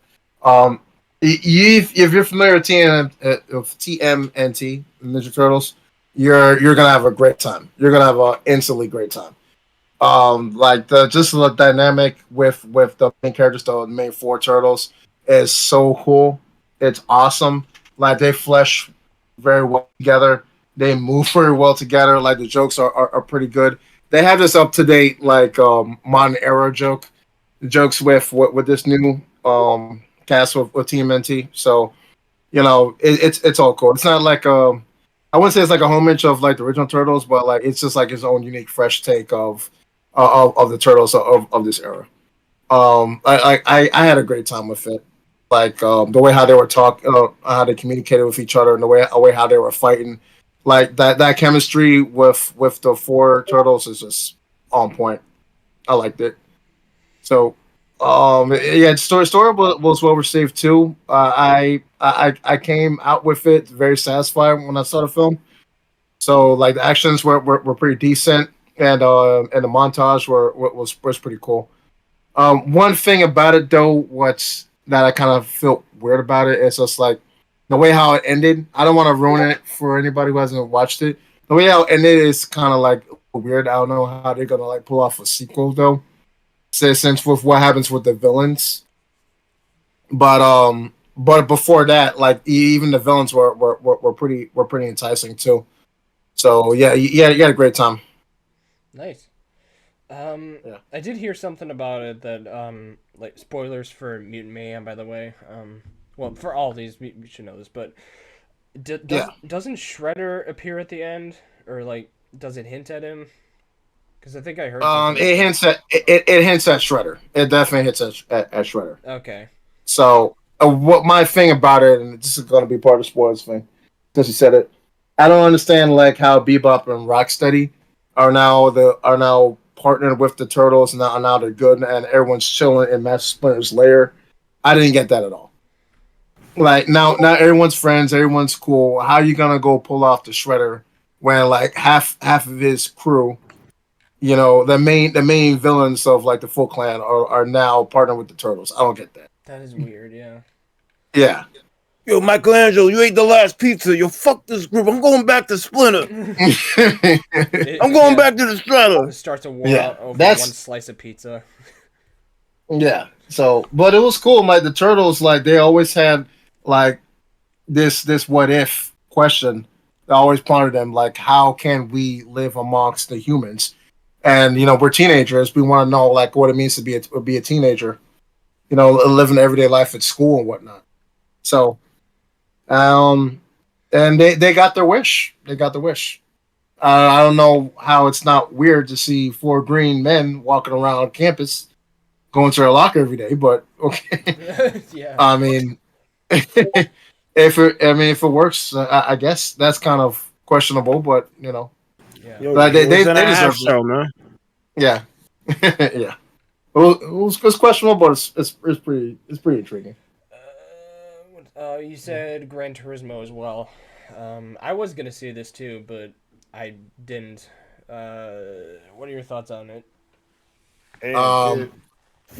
all right. If there's one other movie, or yeah, I would say one other movie because obviously it's not a TV show. There's one other movie that makes David Harbour shine. It's definitely this one.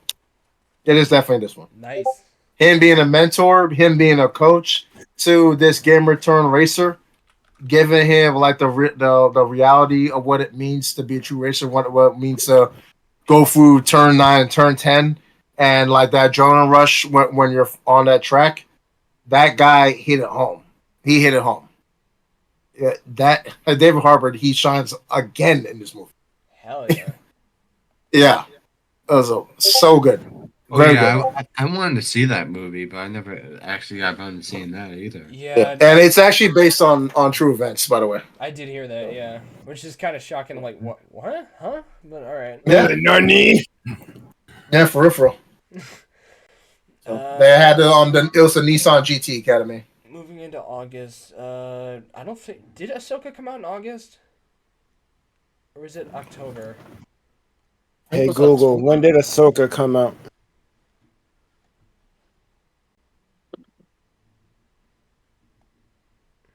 August. Okay, yeah, August. we could start off with that. Uh, it was good. I liked the show. Um, I thought, yeah, I thought she was one of the best parts about the Mandalorian, and on stream, someone did say season 3 was terrible. I liked it, but like I said, it was like okay. It was like the worst season, but it was still good. But Ahsoka, I kind of liked it up until the last 2 episodes because I don't know. They just kind of felt a little rushed. Actually, no. The last episode was the only rushed one because I liked the whole part where Ezra was like using the Force to push people back. That was actually pretty badass. But um, I did like the uh, I did like the story, and Anakin showing up again was great because and the entire Clone Wars stuff like Rex and stuff that was amazing. Easily the best episode, like not even a competition, but um, yeah, I mean, I think it handled Rebels very well, despite the fact I haven't seen the full show. Sabine was fine. Hera was good, even though she really didn't show up that much. Chopper, I love I love Chopper. I love Syndulla. Yeah, Chopper was great too. I love Chopper. The action was good, like I said. Yeah, the finale just felt rushed though, and Tarkin or no, not Tarkin. What's his name? The blue dude. Forgot the name. Thrawn. Thrawn, yeah, he was good too. He looked like Elon Musk, but he was pretty good. Thrawn was excellent. Oh wait, no. Why am I forgetting these two? Balin and the chick. I forgot her name. They were the best parts by far. Yeah. Um, I liked the. I don't know if they were Sith, but I thought rest in peace to whatever the guy's name is. He's the dude from Thor as well. Rest in peace to that guy. He did a very great job. I think he kind of reminded me of Dooku a little bit because maybe it's just because of how he looked, but I thought the way they did that and the way they did his character was great. And I I don't know if they're I gonna. think they were a Dark Jedi. Yeah, or yeah, like Great Jedi or whatever. But yeah, I liked what they did with him, and I don't know if they're gonna kill him off or continue his story. Hopefully, it's the latter. Yeah, I liked his character, and season two better be good. Those are my thoughts about it. What about you? What about you guys? I pretty much echo you. I thought that they were gonna utilize that pathway thing more because they show it in the ending. So I thought it was gonna matter more. It really didn't. Yeah, But I guess that's what the later seasons will be for. I guess. And obviously they gotta figure a way to tap into it to get back because they're kind of stranded on that planet, right? Shit. Yeah, Yeah. How did it end again? Was it Thrawn Ahsoka escaped. on the? Thrawn escaped, and Ahsoka and Sabine got trapped on there.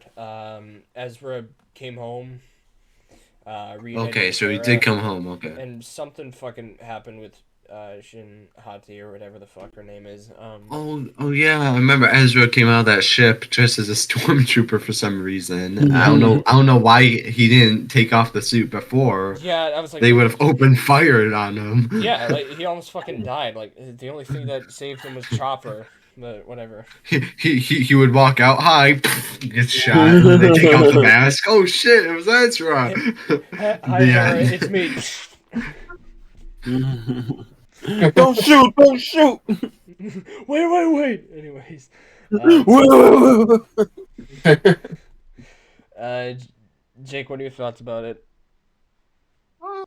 I thought it was like pretty okay. Yeah. I gotta say, I did like it a little better than season three of Mando, but like I said, I'm not shitting on Mando season Well, three, I mean, but I I liked season three A of lot Mando, of but people are. yeah, it is definitely like very hated on, but I liked it. I thought it was good, but I for mean, if you're gonna rank them, obviously the third season isn't as strong as the other two, but you know, you can't knock it out the park each time. yeah, and I still think it was good. yeah, it was still good, but just with a couple of rocky episodes. That's about it. But Ahsoka was good until the end. Jay, have you seen it?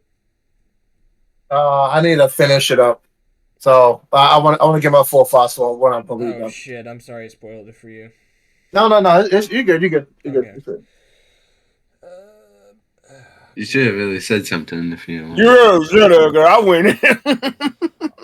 Yeah. Also, by the way, sorry if the audio sounds a little weird because I'm recording on Streamlabs because Oh, you gonna be splicing. yeah, because Craig was fucking he ghosted me faster than a woman. But anyways, The Equalizer 3. I've seen this with Jake, Denzel Washington, Dakota Fanning, a Oh, couple other people. I love that movie. That was really Yeah, good. three great action. Phil, I know you like to get wet. What? That's a Training Day reference. Oh, yeah. So, I mean, John, as you know, John Wick and Mission Impossible are my two favorites. Equalizer is the most underrated action franchise because, I just feel like the way they did it was just very good, and the action and Denzel was very great. I can't say if this is like the worst one or not because they're all like equally good, but yeah, if you haven't seen them, they're all great. Pedro Pascal Yeah, and David Harbour are both I in the have- second one. So I haven't seen any of them. Oh, they're really good. You should check them out. yeah, they're very good. I was really impressed by. I don't know where they're what they're on, but they're still good. Yeah, ever since the first one, I just really loved it.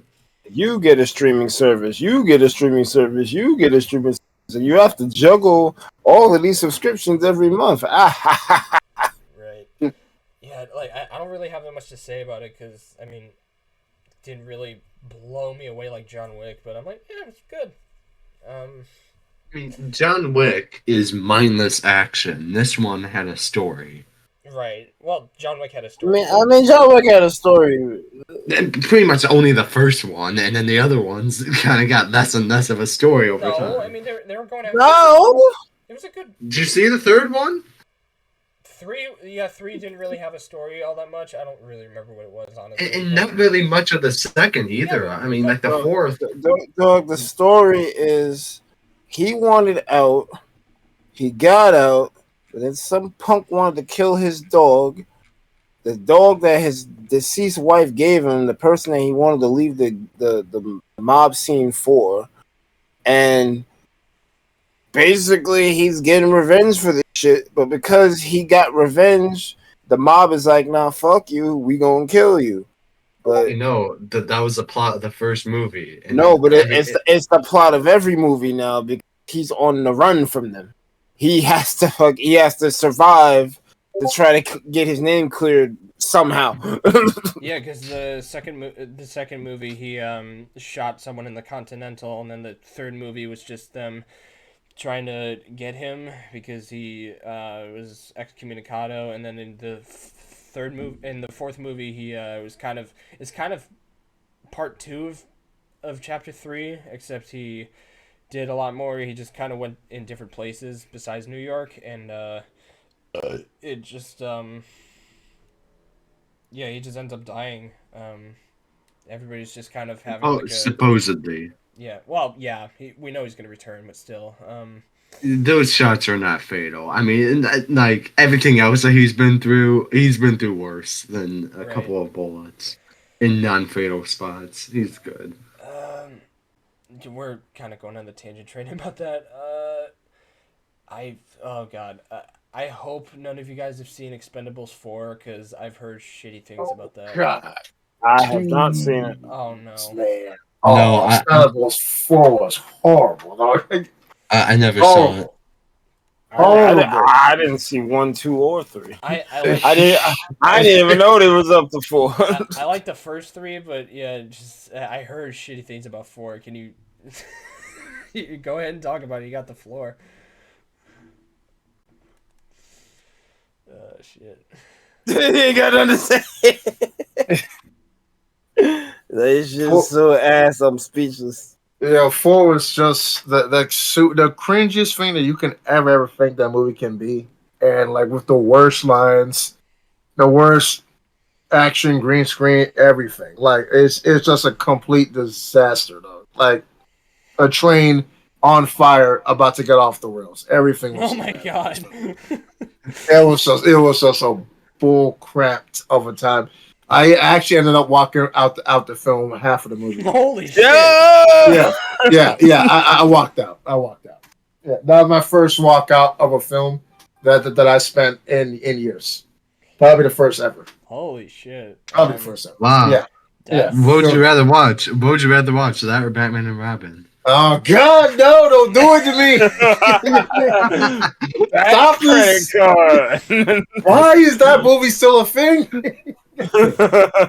Like a bad neighbor, Jacob is there.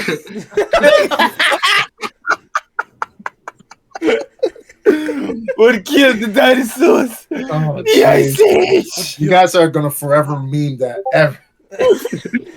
Hey, chill. Chill. You guys, I'm gonna blame you guys if he doesn't want to be on the pod anymore. Prepare for a bitter harvest. Winter has come at last. God. Is that what we're doing right now? It's so bad, it's great. It's so bad, it's great. No. That's what we're doing. There's a No, that movie will never be good. Fuck it.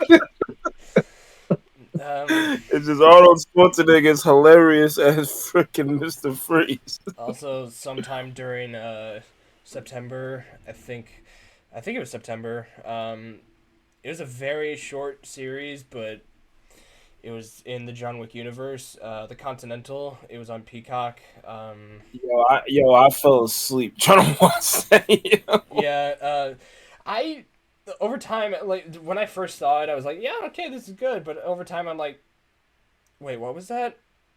Because I was like, just because I think the movie John Wick 1 through 4 are much more memorable, mainly because of Keanu Reeves, but it just kind of feels like, yeah, Yeah.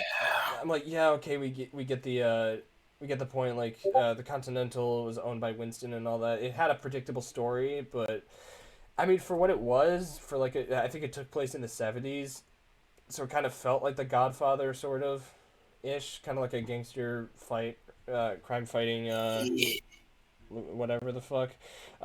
It was a short series, but it was okay. I mean, the characters weren't as memorable as, like, let's say, like Kane, like the blind dude from John Wick 4, or Lawrence Fishburne.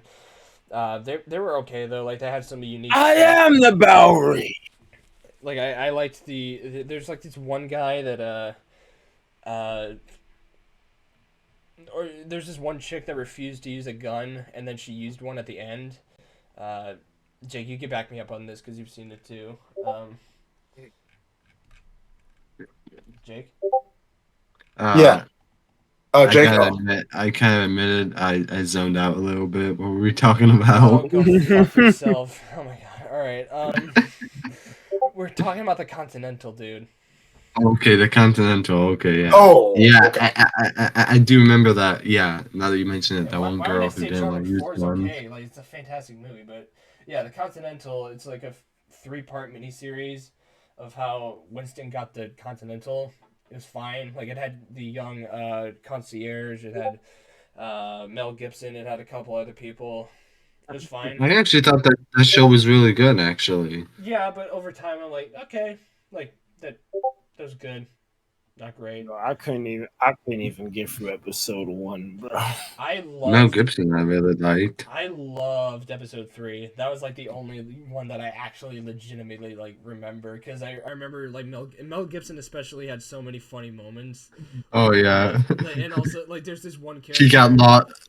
Yeah, he got I lost in don't his know. own fucking building. That was funny. Yeah, he got lost in his own secret passageway. He's like, "Where the fuck am I?" Yeah, he's like talking a He bunch of. actually said that. Yeah, he had like he was talking a bunch of shit because he had like the young the young concierge under his supervision and all that. So he thought he was on his side, but then he betrayed him, and then he's kind of talking shit to them behind, like, while he's walking in like a secret lair. He's like, you miserable cocksucker, you'll regret, you wish you'll never born. Where the fuck am I?" And that caught me so off guard. I was laughing so fucking hard. Like, how the fuck does I he remember, not know where he goes in his own in his own hotel? and I liked those two assassins. He's like, "Get me the twins. What the hell are their names? Hansel and Gretel, whatever the fuck their names are. The Yeah. weirdos." He's like the weirdos. There's also this one guy. I don't remember when he got hit in the neck the first time, but the second time, there's this one girl that was acting all innocent, like, "Oh, don't hurt me," and all that. And then he's like, "Oh yeah, no, I'm a good guy," and all that. And she fucking hits him in the neck with like a fucking like a printer or whatever the fuck. And then he's like, "God, why does everybody keep hitting me in the fucking neck?" God, Yeah, my I don't know why. Like everyone kept on hitting him there my whole family was dying of laughter. It was so much fun.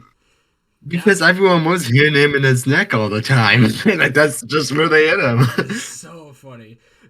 It was like, I feel like it could have been a little longer, or hell, it could have been a fucking movie, and I would have enjoyed it a little more. But just because it's like a 3-part series, I'm like, okay, for a show, it's okay. Yeah, I like the movies better, but yeah, this one's fine.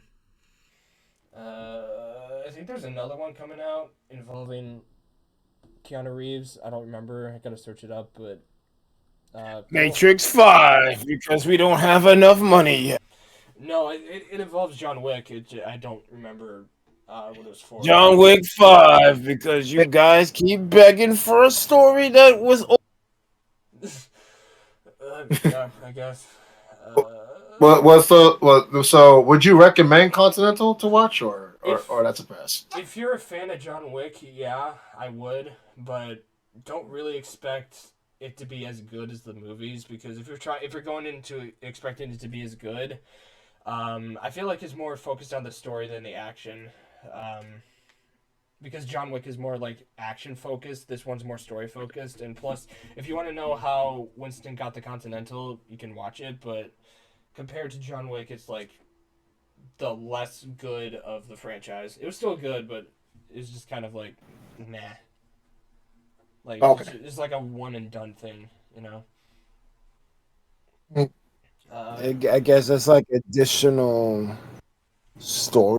It's like like when you play like a game like Mass Effect and like give you like codex entries to read. It's kind of what the Continental is. It's like additional material Yeah. if you care. Yeah. Oh, okay. I get it. Okay. It's So like giving, basically like it's expansion of the lore, right? yeah. Yeah. That's Okay. pretty much what it is. Yeah. Okay. Gotcha. All right. These next two, I got the. these next two we can kind of brief over because we talked about them in previous pods. But Loki season 2, we all talked about it except for Jay. It was great show, loved it. Yeah. I love that ending so much. That final episode was kick ass. Bro, I, I mostly want to hear I, Jay's I, thoughts. expert class in how to end a season. God. I cracked up when he was trying to learn how to Ouroboros' like knowledge. It's like, oh, it like take you like 100 years or something. It says like 100 years later, and then he cuts to it. Yo, word, all they was missing was that 100 years later. I think it was 1,000 years, but 1,000 years later. If they would have had that, I would have been. They essentially did the same shit. They had the text on screen. He pulls up. He knows everything. Everyone's confused. It's like, how do you know? Mobius is like, what the shit is going on here? It's crazy. Yeah. Jay, what are your thoughts on it if you've seen it? I watched the first 6 episodes. There's only 6. What do you mean? all right. So I think it was 3 or I think it was like 3. I'm like halfway there. Let's just say. Oh. Okay. So are you living on a prayer though? Everybody should. If they're halfway there, everybody should. Yeah. These guys, man. I love y'all. Y'all crack me up, man. Y'all make my weekend for real, man. Hell yeah.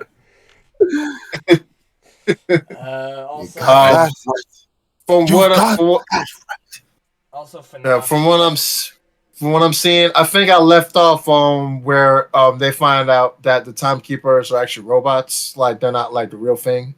You only watched season 1. Season 1 or season 2? I think it was season. No, there's 2 seasons. 1. It was season 1. And you said 6 episodes. Each season is 6 episodes. So you've only seen season 1.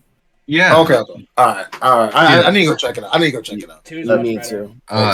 Shoot. Seriously, like watch it. I'm sorry I spoiled that one part. Nah, I'm good. Trust me. Five Nights at Freddy's. Sorry. Go ahead. The thing about spoilers for me, just a little thing. It doesn't really affect me as much as me like actually watching it and like getting that same experience. Like some people can talk about it. I'm not really affected by spoilers like that. Like once I see it, and then I'm finally gonna get it. I'm like, okay, yeah, like that. Yeah, I am affected by spoilers. Yeah, especially if it's something big, like this next movie. I'll talk about briefly. I did get spoiled on, but that's because I got spoiled by the quote unquote biggest part of the movie, and the movie I'm talking about is Five Nights at Freddy's, and I got spoiled by the Matt Pat part. So, yeah. Oh, true. That was a cool cameo. I was surprised to see him. Yeah. Yeah, it was good. Yeah, it was good. Not the movie itself. I mean, the movie was mid as at best. It was mid or it was mid to worse than that because it wasn't scary.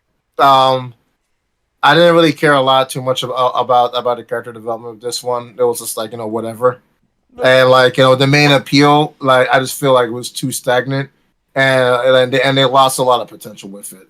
It just It didn't really hit home with me.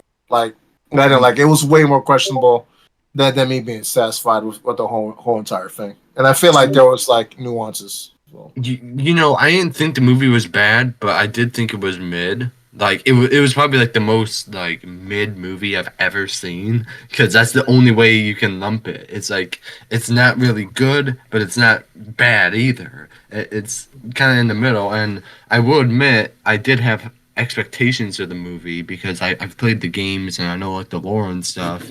I was expecting it to be at least somewhat scary, but it wasn't.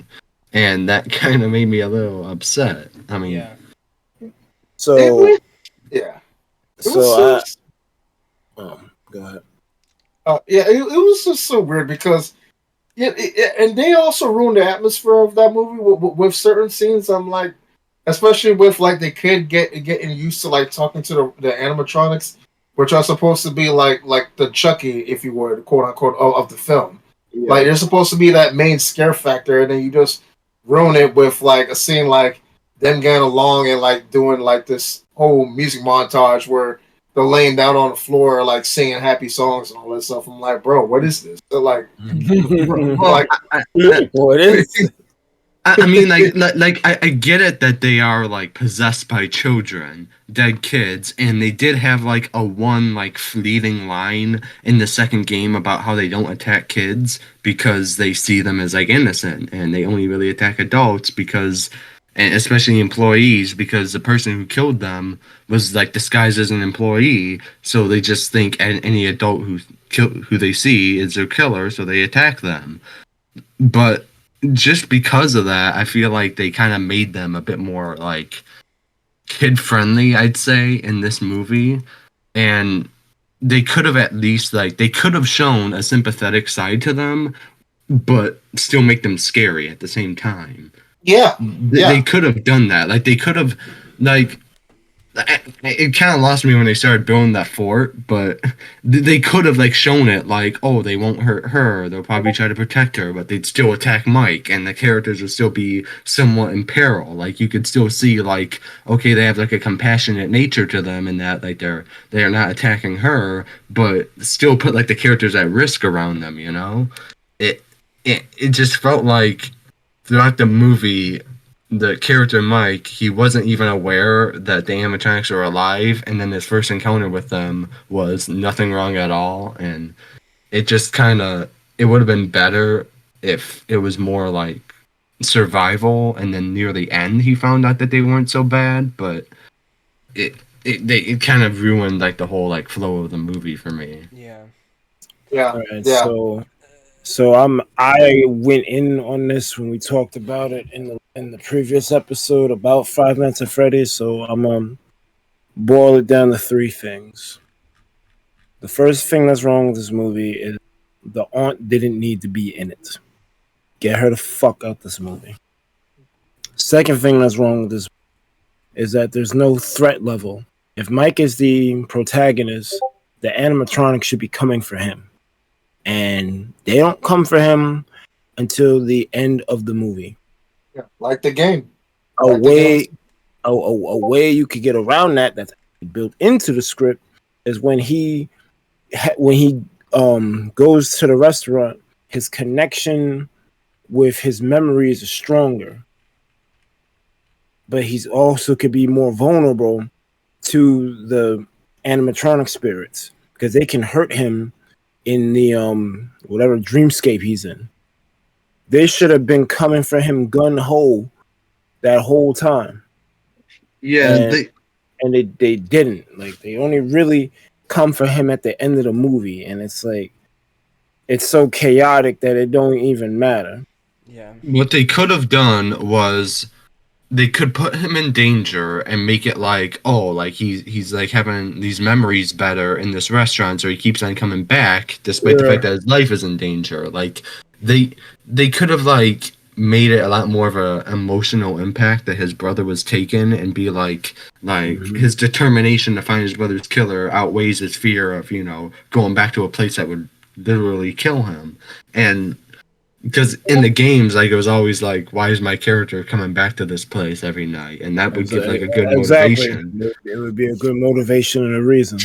And I thought, like, at first, when I first saw the trailers and stuff, and when the movie was announced, I thought they were going to follow a bit more of the game's continuity, make it a lot more like FNAF 4, with like his little brother dying at that birthday party, and it was going to be a little bit more fucked up than how it was, like, as in like graphic and how it was. I guess I could tie that into my third point because I want to get it off.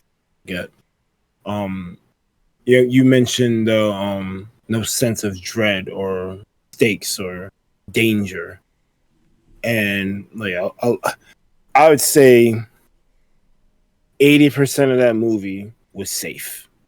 No one was in any danger whatsoever, and this is FNAF, which its main mechanic is you checking doors and laptop screens so you close stuff so you don't get killed.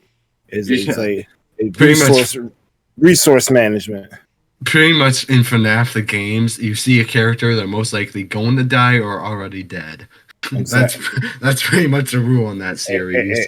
Exactly. And barely any of that was translated into this movie.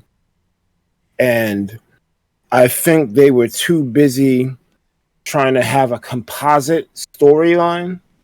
FNAF has had this problem since pretty much the third or fourth game because it should have ended, but the fan base is too ravenous, and Scott Cawthon's not a good planner. So, I mean, he only planned 3 games, so I can't really blame him when people wanted more, and he's like, "Shit, what do I do?" So, it's not all on him, but he did make these games, so maybe he should have, instead of trying to rush up the next game, put a little more thought into it. He did put thought into it, and he came up with some cool stuff. But when you've got a separate game series, a separate novel series, and what it seems going to be like a separate movie series now. They actually have like 2 separate book series, actually. They have telling the same story. It's like, bruh. like the novel was like in a different timeline. He said it was canon, but part of a different continuity. And then he has like these like Fazbear Frights books. He says, "Oh, some of them are connected to the games, but not all of them. Good luck figuring out which one is which." Like, thanks. I was like, come on, man. Like, it's too much. How some people feel how like the MCU is too much with like all the different shows and movies, which I think is a cop out, but that's just me. FNAF is really too much external media. I'm not reading through like 20 books, grabbing a VR headset, playing through Help Wanted, doing these ARGs, trying to figure out some. Nah, man. That's why I would watch a Game Theory, because he'd do that stuff for me, so I didn't have to. I'm like, he read the books. Exactly. I mean, people want to give Matt Pat shit, but he's doing God's work. he's actually putting the effort in. I'm not gonna fucking read all those books. I was definitely not reading all those books. But I didn't want to go in on FNAF because I already did that, so we can move on. Yeah, let's move on. Actually, I want to make a completely different thing to get off of shit. They still making Spy Kids movies? Yeah, I saw that Armageddon. Yeah, I didn't see the movie, but I saw that they had that. I was like, wait a minute, what? They're still making that? Yeah, they're still making it. Apparently, dude. Yeah. That's accepted from when I was a kid. Spy Kids. Yeah. Like, I'm looking at the list of movies. I realized they showed September. I wanted to bring this up while you were still there. Why the fuck is there not a Spy Kids movie? They showed Spy Kids when I was in elementary school. They played it at my school. I'm like, it's still going around. Yeah. Like ain't this franchise like 20 years old? It's not dead yet. Like the kids are adults now. The Spy Kids, they're not kids anymore.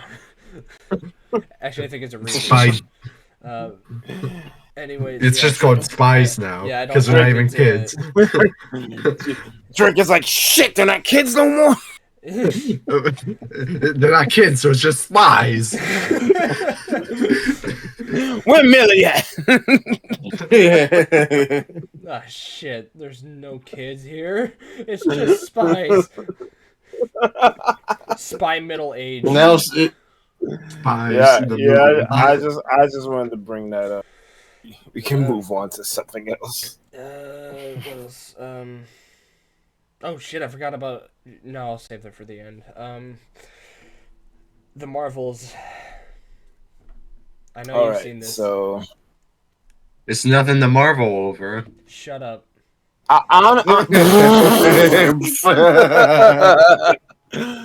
honestly, if this movie had a better villain and they made a Captain Marvel 2 that was the flashback they used in this movie of her going to defeat the Supreme Intelligence and dealing with the repercussions of that, I think this movie would have been a whole lot better. But because they didn't make that movie, they have to put those beats in this movie, and it's kind of hard because you're already dealing with three people who are entangled with each other. Technically four, because Darbin is entangled with them as well. So it's like you should have did your homework. This is kind of a DC thing that you're doing right now. Like, one of the Iman Vellani can do no wrong, so you're like, all right, we'll put her in a movie and we'll sell. Like, yeah, she's good, but even her bright optimism wasn't quite enough to save this. I enjoyed the movie, but you can tell that it was heavily edited. And that pacing kind of hurts it a bit. There isn't I thought it was going to be a complete dumpster fire. I was expecting gutter trash. So the fact that I got a pleasant movie experience, I laughed at some parts. I was like, oh, this is kind of cool. I wish Monica Rambeau would stop touching shit. Yeah, I did. I did hear that Monica was like really bad, or not Monica. The other chick. Um, Carol or Miss Marvel. Yeah, Kamala. Yeah, Kamala. Oh, Kamala. Kamala was fine. Really? I've heard My Kamala was fine. My problem is Darbin feels uninspired as a villain. You're supposed to be Ronan's successor, but you ain't got the same gravitas. You don't even got half the gravitas Ronan had. You see Ronan appear, and you're like, oh shit, Ronan, hold on. Get my shit together. I see her, I'm just like, so? You don't have the same, I don't fear you being on screen. Like any other show where you see like a menacing villain, like we'll use One Piece for Doflamingo. Doflamingo pulls up like, shit, Doflamingo, we about to fuck some shit up. Like they have an aura that is like, don't fuck with this person. I didn't get it. Darbin could have been a freaking grunt for all we know. She doesn't do it for me as a villain. She was the problem. The plot was the problem. I'm gonna terraform these different areas to bring back Hala. But I'm like, it doesn't work. I don't like it. Yeah. And then Monica, like her characterization is, I'm mad at Carol, and I'm gonna touch weird energy. I need more at this point. You done been in what, like 3-4 different shows and movies now, and you're not, like, you're Photon. You should be badass, and every time I see you, you're not really badass. You're kind of bumbling. It's like, we don't need you to be bumbling. We got baggage from not Miss Marvel, from Captain Marvel, because no one really likes her. She hasn't really done anything to be likable. She's been kind of a bitch the whole time. And then you got an inexperienced Miss Marvel, who, her show was kind of okay.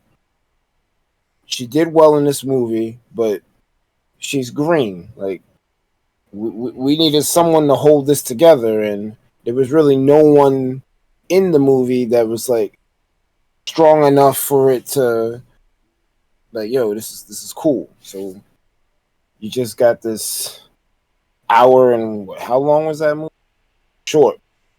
It was probably an hour and a half, and like they kept moving to the different areas. I'm not sure how I felt about the wedding, because that whole area, that part in the trailer where you see them dancing, that's a wedding ceremony. What? And Whose wedding was it? Carol's. She had to marry the prince of that planet Oh. to keep some type of it was some type of it was like a what's that shit? It was like an arranged kind of thing to just for political shit. They didn't really love each other, but That's weird. I don't think that was necessary. I get they want to try to have more Indian like things because Iman is in there, but it felt ham fit. That part felt ham fist. And I'm like, I get it. You want to be culturally sensitive, but we don't really got time for this. Yeah. These three are entangled. You need to find her bangle. Like, you got stuff to do. Why are you wasting time? They make it make sense because that's one of the planets that Darbin takes a resource from, but it's just like for a movie that's just edited, why are you wasting? Like Yeah. the movie isn't bad. They're just bad decisions. Yeah, I get that. Like if you would have tweaked something here, did something different here, it would have been a lot. I still enjoyed it, but I can see why people would want to skip. Okay. Yeah, I probably should be a little more strict on the time because like it's gonna be almost fucking 2 hours. Plus we got some news to My go through. my bad. No, you're Okay. good. No, it's all right. What else? You're good, man. Speed run.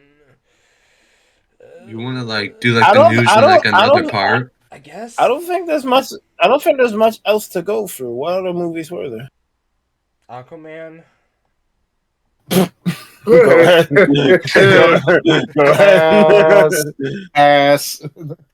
Ass moving up. Wonka. Have you seen Wonka? I want to see it. Yeah. Okay. I'm actually intrigued. I want to go see if this is like because I feel like this is like his own unique take. Like I guess a new generation of Wonka.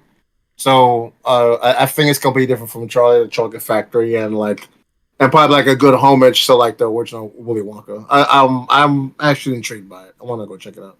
Oh, nice. Wait, wasn't -1 released like a few? Yeah. Oh, Why are we not yeah. talking about that? We're Why are we not talking about -1, dog? Yeah, that was- I think that should probably be the last movie. Well, not the last thing, but because we got The Last of Us to talk about as well, because Jay wasn't here for that. But yeah, we'll end off with -1 in The Last of Us. So I've said my piece. You can say yours. All right. So Last of Us, great. It really hit home with the fact that like what was the other thing that I watched that was it gives a good tribute to the original PlayStation games, and it plays for there we go. It kind of has like that One Piece effect where it's so good to its source material that like you love to see it. it's for real. It's so great in its own right, but at the same time it pays so much great respect and homage to like where it's coming from. So I want to quickly interject here. Yeah. I know Hollywood ain't case random. If you want your adaptation to do well, whether it's an anime, a novel, a video game, make sure that you got the blessing from the original. Because if you take that IP and start making your own version of this shit, it's going to be trash. Yes, We it done is. seen it time and time again. Death Note, Cowboy Bebop, Dragon Ball. Like, if you're not faithful to the source material, or at least trying to like, because all right, obviously there's limitations with budgets and what you can actually do with CG, but if you still try to execute the spirit of what the story was trying to tell, you're gonna knock it out the park every time. Because you're capturing what made the thing special in the first place. When you discard it and like, oh, it's too weird, it's too anime, people aren't gonna like it, you're gonna fuck it up. So true. Go Yeah, continue. You That's kind of cut it exactly. out a little bit there on my side. Oh, I'm sorry. Uh, Pretty much, if you're gonna adapt something, you need the original author's blessing, no matter what form of media it is, anime, manga, novel, video game. You have to take the essence or the spirit of what made it good in order for the adaptation to work. Because if you don't do that, if you discard what made the thing special in the first place because you think it's too weird or too gimmicky, you're gonna fuck up the adaptation. Because the reason why people like Cowboy Bebop is the interaction between the four crewmates. If you change any of their characterization, you're gonna fuck up the story. Right. And you're going to end up telling something else that people are probably not going to be as intrigued about, or they're going to be too confused about. They're going to be like, wait, well, this is not what I signed up for. Exactly. Like, what's going on here? Like, is this still what I grew up with? Is this still what like I'm trying to invest into? Or is it just like its own play on thing? And then if it is, you have to give me some real reason as to why I need to go stick around. Or else I'm hopping to the next film or TV series because I'm not down that. Exactly. Yeah. That's like honestly, giving Cloud from Final Fantasy VII a butter knife to fight with. Like, come on, man. yeah. It's like, did these guys even like play the game? Did they even read the original book? Did you even try? Yeah. Hold on, let me try that. And like that's why we have the Velmas and the Dragon Ball Evolutions out there. And we really don't want to bring up those two. But hey, that's what it is. Now recording. That's what it is. Now recording. Now recording. now you're back. This one on Streamlabs, and we will finish the rest here. All right. Now recording. Love you. All right. Yeah, I'm gonna put my sense on it real quick on Last of Us, and then I'm gonna finish it up. So, like, it was powerful. Like, even though they had like some original characters in there, it was pretty good. Like, it didn't really miss a beat with the atmosphere. It didn't, it was a good ride. They did it completely right. Like, I think like Twisted Metal should like take a page from Last of Us. Let's be real. Yeah. Yeah. I thought Twisted Metal was gonna be good, but like that's another thing for another day. Yeah, it was just so great, man. I mean, like just seeing those visuals, just seeing like the chemistry with those characters, just come to life. So it did the original PlayStation franchise justice. So yeah, I liked it, and it was so heartfelt too, like especially with certain episodes, like with the boy who couldn't talk, and the fact that he got affected. That was just like one example. He got affected at the very end, just when like he was getting used to Ellie. That kind of made me tear up a little bit because of you really want to root for these guys in this post-apocalyptic world that's affected by a virus.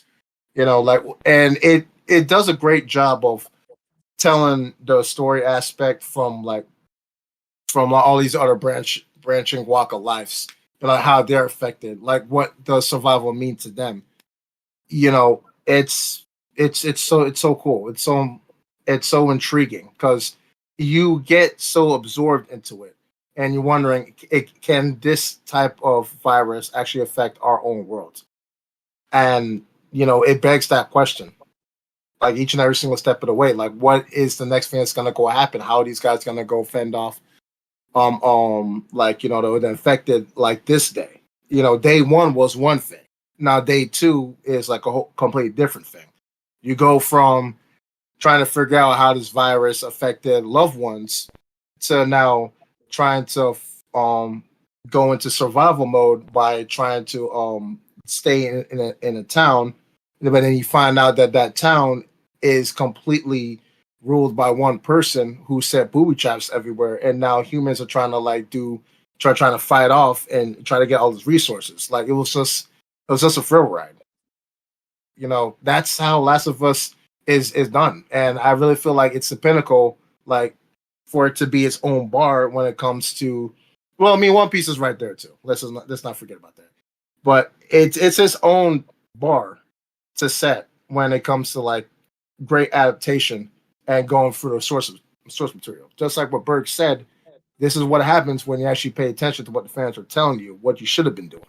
This is exactly what what happens, like the end result, when people actually like care about what has transpired for making a franchise great, and now they finally want to go see it. It's in a cinematic approach, and they're finally getting that. So I'm not familiar with Last of Us, but I am intimately familiar with One Piece. Mhm. The One Piece adaptation is not one for one with the manga. It's not. It's We not one for talked one. about it. We talked about it, but I'm just gonna get this point off, and I'm gonna get off it. They changed things. However, what they changed is still within the same spirit of the manga. Nami and Zoro eventually meet Luffy, but instead of having them happen in separate instances, it all just converges together and it's streamlined. Right. They're telling the same story. It's just they're making it better. As a matter of fact, they're improving the story in some aspects with the adaptation. That's how you do it. I'm gonna probably have to cut some of this down. I don't know. You know what? No, I probably won't. Well, what's left? What else do we What's got? next? Godzilla. Minus one. Yeah. Oh, that movie was so fucking good. All right. Jay, I wanna hear your thoughts. Tell me why. Have you seen it, Bert? Ain't nothing. I have not seen it, and I don't even think it's available on streaming right now. Like, you gotta be lucky it's still in theaters. It is. It still is. Yeah, they released like a black and white version, I think.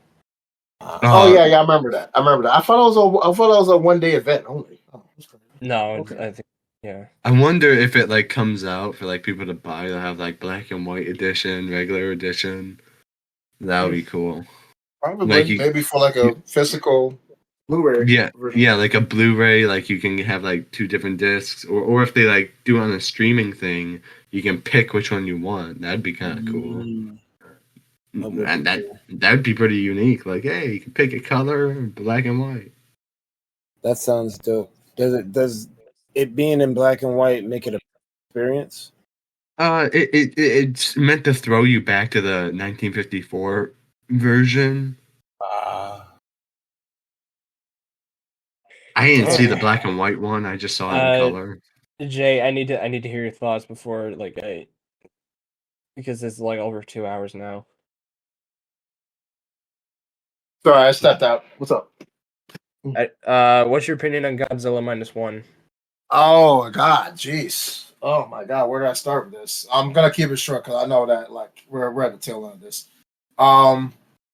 Okay, a few improvements from all the other Godzilla travesties that I watched, and I understand that. Just like I said with part one, or at least the last part of this podcast. Like I know that Legendary Pictures, they have their own unique Godzilla universe. So I know it's not the same thing with what's going on with Toho. So I guess it's like the westernized version of the kaiju's and whatnot.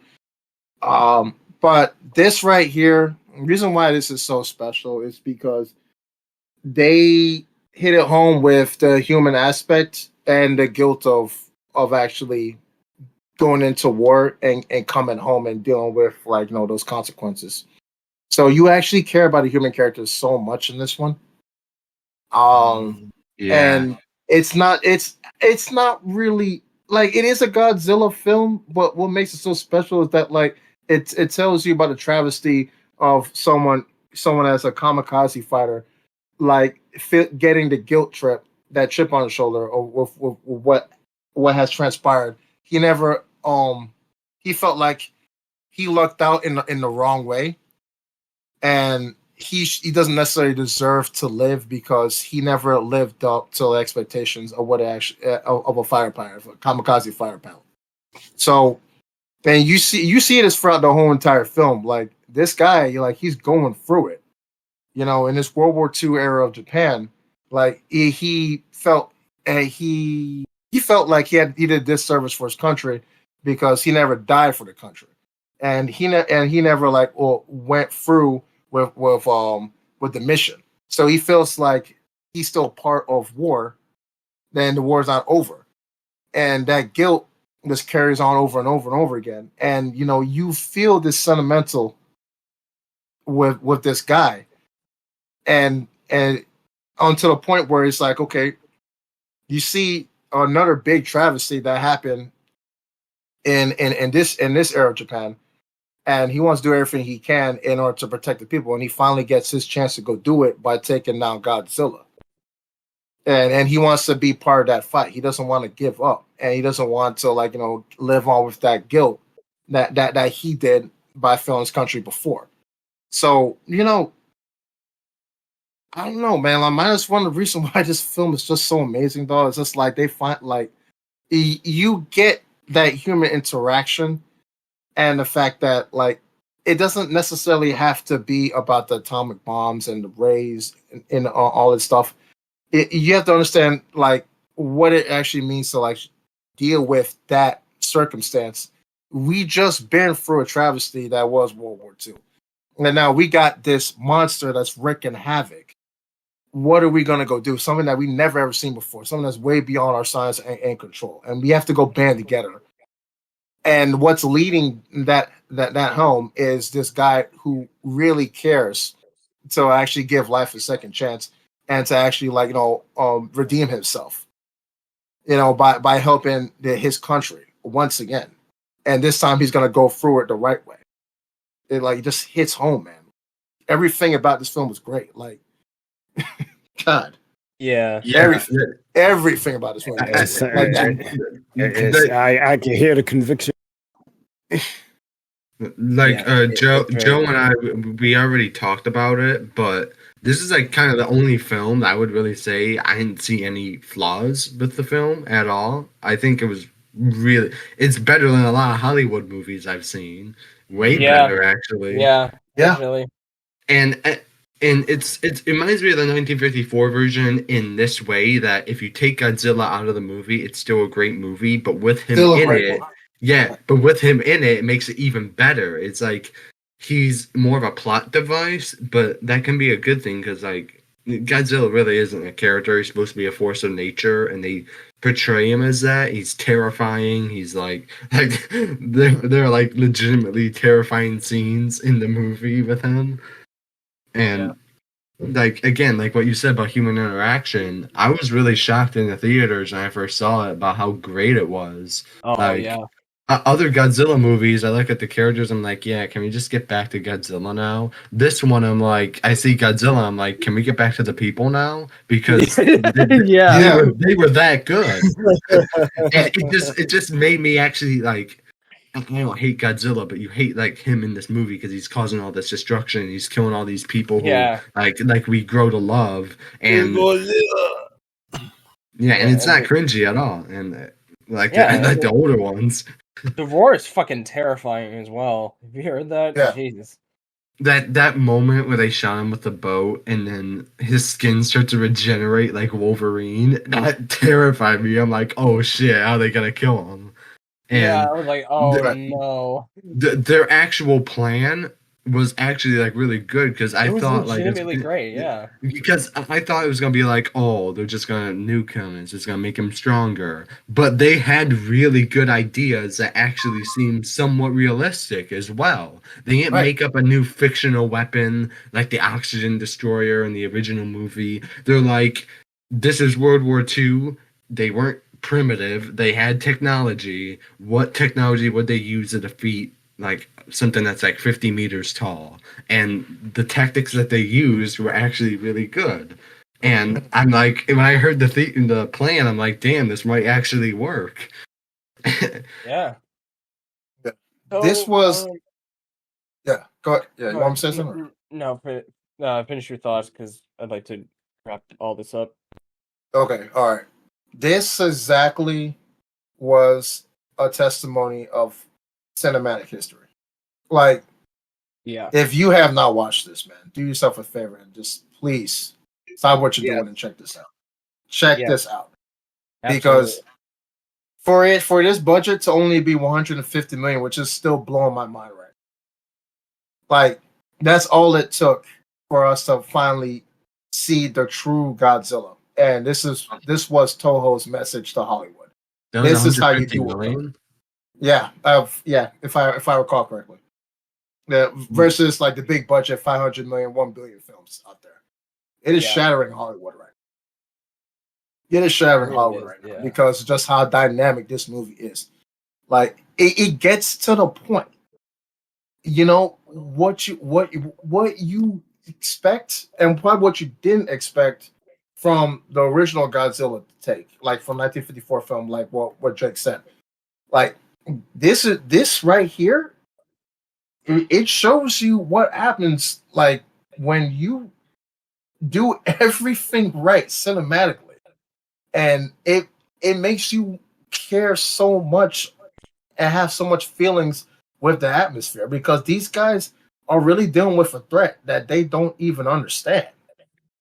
Like they didn't really I wouldn't say they reinvented the wheel with this one, but that's just really chilling retelling the story of how Godzilla is like a problem. This man is a problem in this film, dog. Everything that they tried out is not working in order to stop this, and we just been through a travesty in human history. Now we have to go deal with something that's completely off our control. So it takes all of us in order to pull through with this. Like the setting is great. Like it's great. It's great. It's fitting from where it started because I know that the original Godzilla started in the 1950s, but like it's just so thrilling. It's so good to see it starting from World War II and dealing with that uncertainty and trying to cope in with whatever resource that we have left because in the film the United States couldn't help them because they were dealing with the Soviets. So Japan was all on its own. They literally had to come in as people of the country in order to save what was left of all of their own dying culture. Just to go stop these monsters. And one thing I liked is that like the Japanese government weren't the ones who did it. It was the civilians because they talked about how their government like screwed them over. Like they kind of just it was a real thing. Kamikaze pilots, or they're just like die with honor, good luck, like thanks. Like they even talked in the movie about like how they gave them lightly armored tanks and stuff, and how like the Japanese Empire at that time, I think they were an empire, I think, but they really screwed them over. And I like it how the citizens banded together to take out this threat, and they did a phenomenal job with it. And they did a really good job of like showing hope as well, like the hope to take down Godzilla. And I feel like Godzilla, like, yeah, he was like an aftermath of like World War II. He kind of is like the manifestation of everything that they've been through in World War II and after. He kind of feels like the representation of all of that, and them conquering him is like conquering like and overcoming everything that they've been through throughout the entire war and beyond. Right. So it's symbolic in a sense. Yeah, and literal as well because it's a giant lizard dinosaur thing. Yeah. All right. Yeah. So, Yeah. with that, so I want all of us to do this. So, out of all the stuff you've seen, including the TV shows, what's the most overrated thing you've seen, the most underrated thing you've seen, and what is your top 3 of the year? Um. Uh, All right. Well. Yeah. I can. Yeah. I can start with this. Well, Sure. Godzilla minus one. I feel like it's number one in my book, yeah, Yeah. me too. and That was amazing. John Wick 4 is number two. I would say John Wick 4. Yeah, and then probably Super Mario Brothers the movie because I don't think there's anything better than those three from that year. If you ask me. Yeah. Dude, Yeah. Um. that's literally what I was thinking. The exact three in that exact Exact list. order. Holy shit. in the exact order. Yeah. Damn. Yeah. Berg, what about you? He. I think he fell asleep. Oh. Well, I'm oh, Oh, you're So yeah. awake? I was Shoot, about to I was praise gonna Black have Widow to. on air. I was gonna have to mention Black Widow to wake him up. No, don't do that, please. don't do that. This podcast will be 3 hours long. Yeah. I don't really not see it. You can't really see it, so I just wanted y'all to gush about it. No, I meant like what's your top 3 and like your most overrated and underrated project you've seen? Best movie I've seen was Across the Spider Verse. Next best movie is probably the Mario movie. Oh fuck, I forgot about John. All right, John Wick is number one. That shit was crazy. Then Across the Spider Verse, then Mario. Worst probably Secret Invasion. I'm putting Marvels because it could have been better if they like. I already said what would make it better. Yeah. Marvels, and then FNAF. Okay. Yeah. For me, I don't. Number 3 probably. Uh, I'll put Guardians on there, and Hell then yeah! number 2 I would forgot be about Guardians. I yeah. forgot about Guardians I too. forgot Oh about Guardians man, though. yeah, That was good Guardians too. 3. Yeah, Yeah. I love Guardians 3. And then maybe Across the Spider-Verse, and I can't choose between Godzilla and John Wick for number 1. Godzilla. So I'm just gonna put both of them as number 1, John Wick and Well, you Godzilla. cheating. I'm putting Guardians as tied with Mario. Fuck. It's so hard. I love both movies. Sorry. And overrated Barbie, underrated probably Mission Impossible because that hasn't been talked about as much. I don't. Yeah. I haven't seen enough movies to give an overrated under. Okay. I think Barbie was probably going to be in my top three overrated. So it was okay, but like I just feel like the hype wasn't like there. It Right. wasn't enough to like fill up the hype train, in my opinion. I don't know. Based on what y'all telling me, that shit was mid. It was. Yeah. It really was. Yeah. Jones 5 was bruh. It was bad. I'll probably put it number 2. Oh, come on, Margot Robbie's in there. You should love it. You should have. It's the fuck. So and definitely, yeah, I would agree with Berg on FNAF. I mean, like FNAF was just wasted potential. Like it could have been a wholly better. And I don't. FNAF Yeah. pull a Detective Now, Pikachu. I did hear that Scott Cawthon was listening to all the praises and complaints about FNAF. So hopefully the sequel that they're going to make is going to be better than the first one. Because if they learn from their mistakes, it could actually be a really good film. Because it had potential. And if they actually fulfill that potential with the sequel, I think it might actually be really good. So I'm still going to go to the theaters and watch it when it comes out. We can only hope.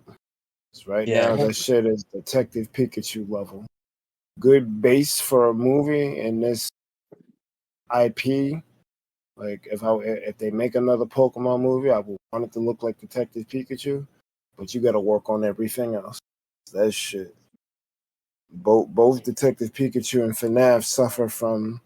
We got the IP, but we don't got the soul of the story to tell it in a way that'll be like compelling. Yeah, I feel like that there were some good things about it that I liked, other things I didn't. If they make the second one more focused on horror a bit more, I think that would really benefit. We talked about this already. Yeah. I'm sorry. I don't mean to rush you guys, but I know the time. Yeah. Yeah. Gotcha. So I guess for news, I probably shouldn't refer to this one due to time, but I did say we'd talk about this. Just keep it short because I know you guys got a lot to talk about. But so Definitely.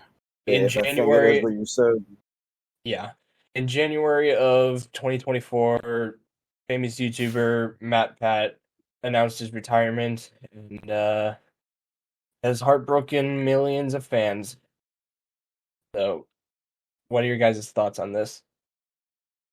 Matt End of Pat, yeah. Matt Pat he's kind of like a big brother in a sense because obviously I have my own pal.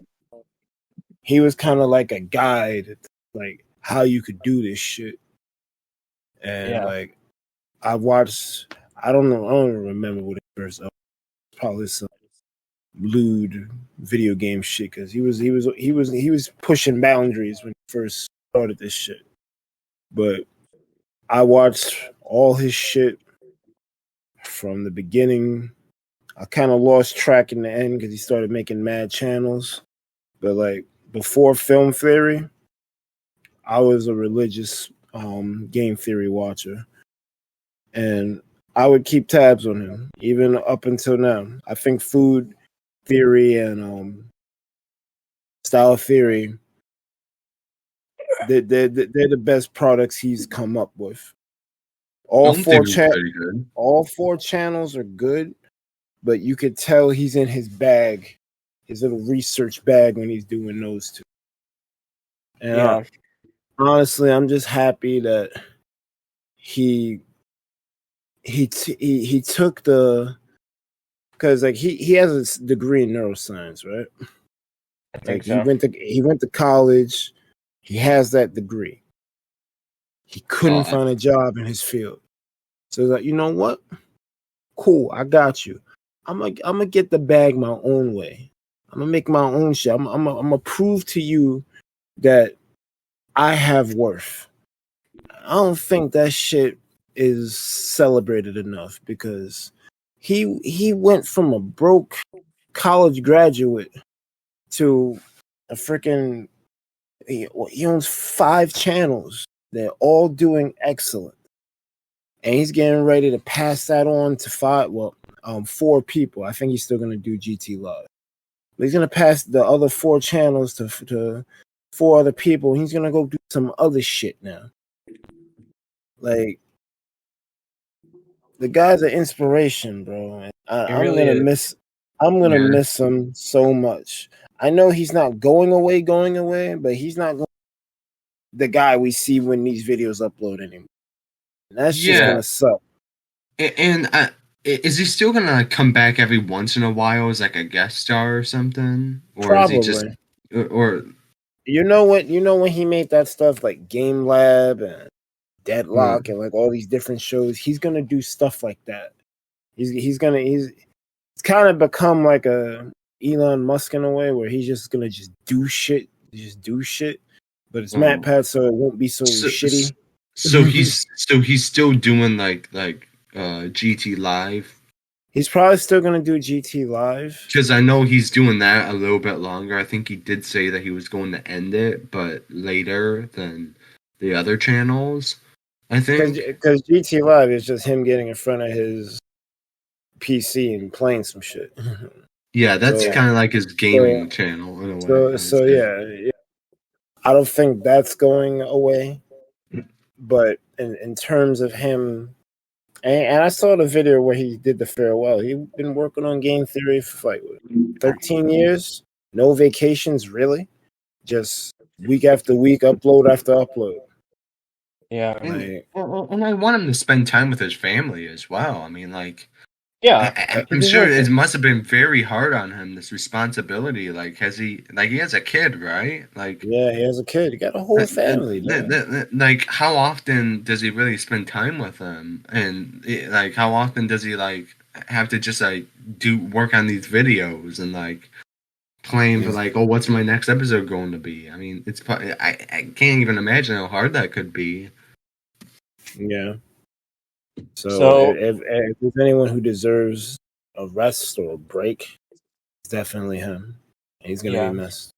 And I am sad because I did watch him a lot when I was a kid, and many of his favorite theories are my favorite theories. Like he did like one on Mario Galaxy that I really liked in the past. The Galaxy jump was crazy. Yeah, and I will admit like there are some theories that he did that were kind of out there, but there were also some theories that were like, oh my god, that's really good. It's practically canon. Like that, like it was like always a Joker like one. The Joker one? Yeah, the Joker one he did where it turns out like he was like the real hero. I'm like, yeah, that was a pretty good one. Yeah, so that was film theory, yeah.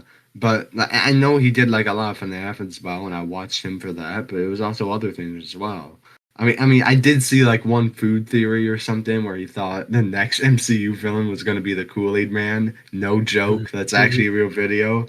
Oh my You can search it God. up. And that's what I mean by like out there or like Sans' nest. I don't know if he was serious about that or if that was a joke. It probably was. But So it sounds like a cop out, but the shit is called theory for a reason. He's not giving you the concrete, this is the canon answer. He's just trying to get you to think. yeah.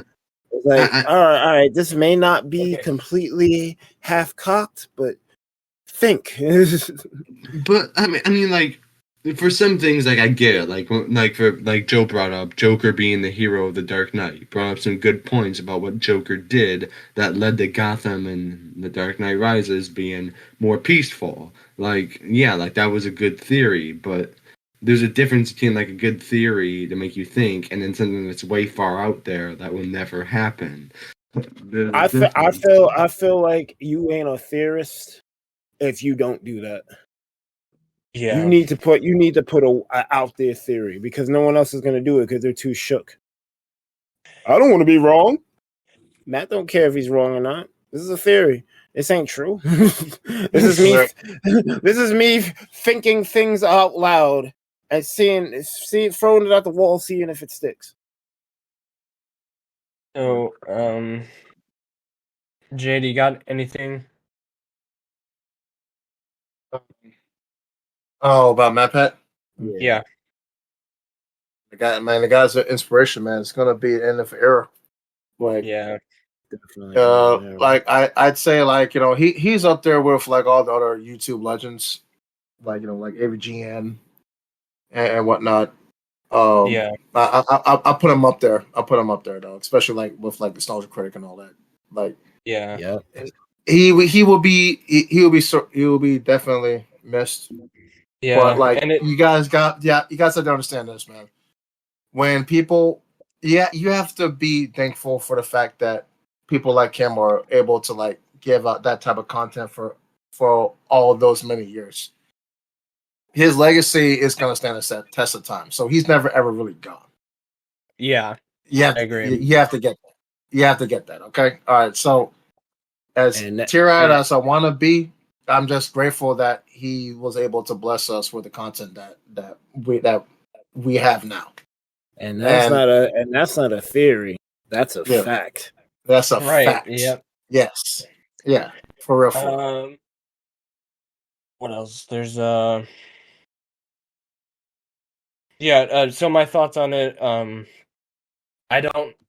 wasn't really a big fan of Matt Pat. I've seen a couple of his videos and I've occasionally watched some of his theories, but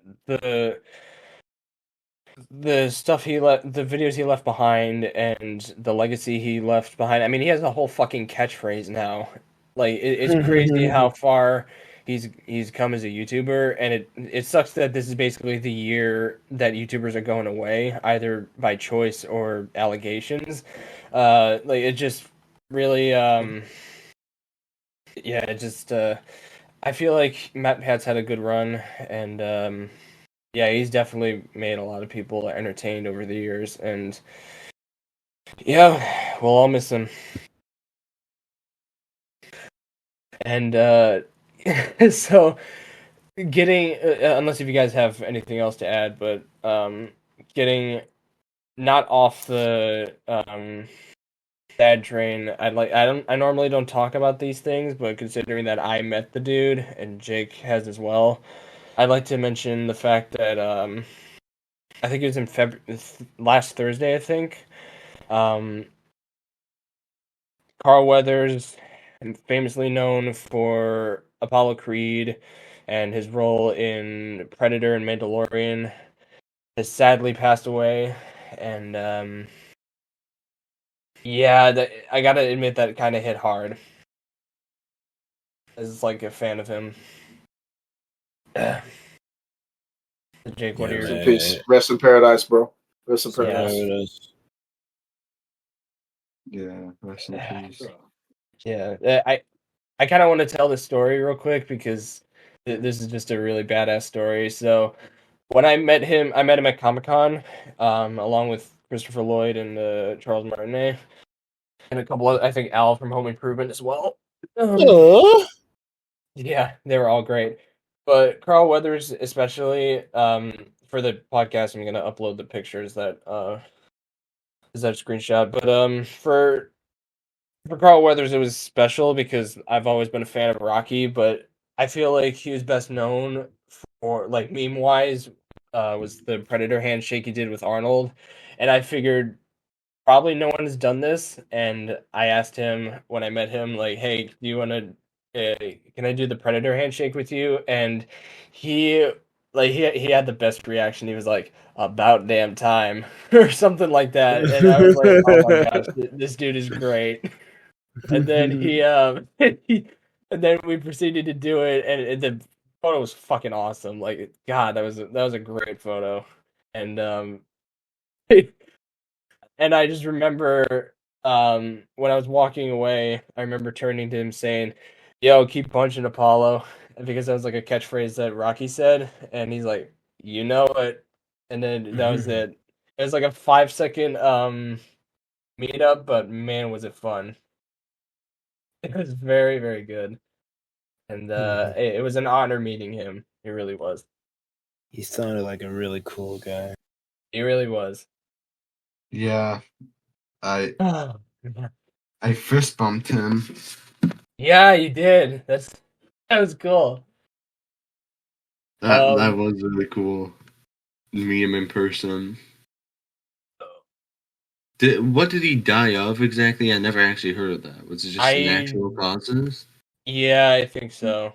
It might have been something else. Because how old was he? I think he was like 76. He was kind of old. It's not out of the ordinary. Yeah. So now going on like a little bit of a happier topic. This is something I'm passionate about because I loved the last movie of this, but I was expecting this to be out during the Super Bowl, but it came out a couple weeks before. Ghostbusters: Frozen Empire, the most recent Ghostbusters movie that's coming out, got a new trailer. And I gotta say, as a fan of both the original and Afterlife, I think this movie's gonna be a lot of fun, a lot of fucking fun. It looks like it's gonna be like, I don't think it's gonna be like the best of the year, but it's definitely going to be like entertaining as a Ghostbusters fan. Yeah. Because it's got like I like how they're doing this too, because it's got like a mixture between the old and new cast, because instead of like pushing them to the side or not having them at all or killing them off, they're like, "Yeah, you know what? No, just go play with the new guys. Just have fun." there's no CGI Harold Ramis. It's just the three guys that are alive: Bill Murray, Dan Aykroyd, and Ernie Hudson. And it looks like it has an original villain. Like it's not like Gozer for the third time or fucking or Second time. Vigo. Well, third Yeah. time because she appeared in Afterlife, but um, yeah, I liked how they gave him like an original name, like the Death Chill, and he's like he seems like an actual threat. And I like how they didn't use, from what I've seen in the trailer, it looks like they don't use the old characters for like that shocking moment. You know how they like kill off a beloved character for like a shock effect. It doesn't look like they're using Yeah. it for any of the old ones. I think they're using it for one of the new ones. So that's a W. Yeah, So wait. Also, what was the second time Gozer appeared? Because she appeared in the first one, Afterlife, Afterlife, and then yeah, those were the two times. 2 times. Oh, I thought you said 3. I'm like, Yeah, it would have been the third time if she appeared in oh, Inland okay. Empire. I That's thought what I you meant. said she already appeared in 3. Okay. No, she might have appeared in the game, but that's it. But yeah, I Hmm. think this movie. I don't really have that much to say. It looks good. Yeah. And It was never actually stated in the new Ghostbusters. I literally just forgot the name, even though we just said it. My mind is horrible. the Death Eh, Chill. no. Oh, I think it was Afterlife. Yeah. Um, Oh no, and yeah, go Afterlife. Yeah, yeah. Sorry. and they never said it in the movie, but I did hear like the creators, the directors did say that Ghostbusters 2, the one with Vigo, was canon, but they never did Yeah, say it in the movie. Yeah, I was wondering that, like, is it only it's keeping like the first movie canon, but they're it's because keeping two both. was like the less good. Like it's kind of like the forgotten Yeah. movie It, of the two. Because it wasn't Ghostbusters was terrible. never it was never a trilogy. It was just like the two movies and that's it. Yeah. The second one was okay, but that other Yeah, one that came yeah. out, The female one. yeah, that one was shit. That that was I'm pretty sure dog there's a shit. bad Ghostbusters movie. Yeah, there is That, the 2016 one. yeah, that's one we were talking about. The female one. That was disgustingly awful. Yeah, that was That's bad. that's my worst movie. That's the Definitely. worst one, but Ghostbusters 2 was not like nothing like that. Like it It was was okay. It was it was more okay. cheesy than anything because like it just kind of felt like after a Yeah. great first movie, it was just like you could have made the second movie a little better, and I feel like they Yeah. could have made a third one, but I think apparently Bill Murray had a falling out with Harold Ramis, so that's why they didn't really do it. But I guess better late than never. But I had to sacrifice. I guess it costed one of the actors because he died long before. So, um, I guess we could talk a little bit about the Daredevil stuff because there's some because it just started filming. This is the last one we're doing, by the way, because I don't really think there's anything else.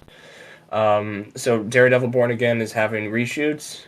Um, after like a full script wipeout for like the show. They're adding back Foggy and Karen Bullseye from season 3, who apparently has a new suit, and Punisher's back. The stunt double is back as well, and apparently Daredevil has a new suit, which kind of looks a little bit goofy. Like I can post some pictures right here. My thing is, right,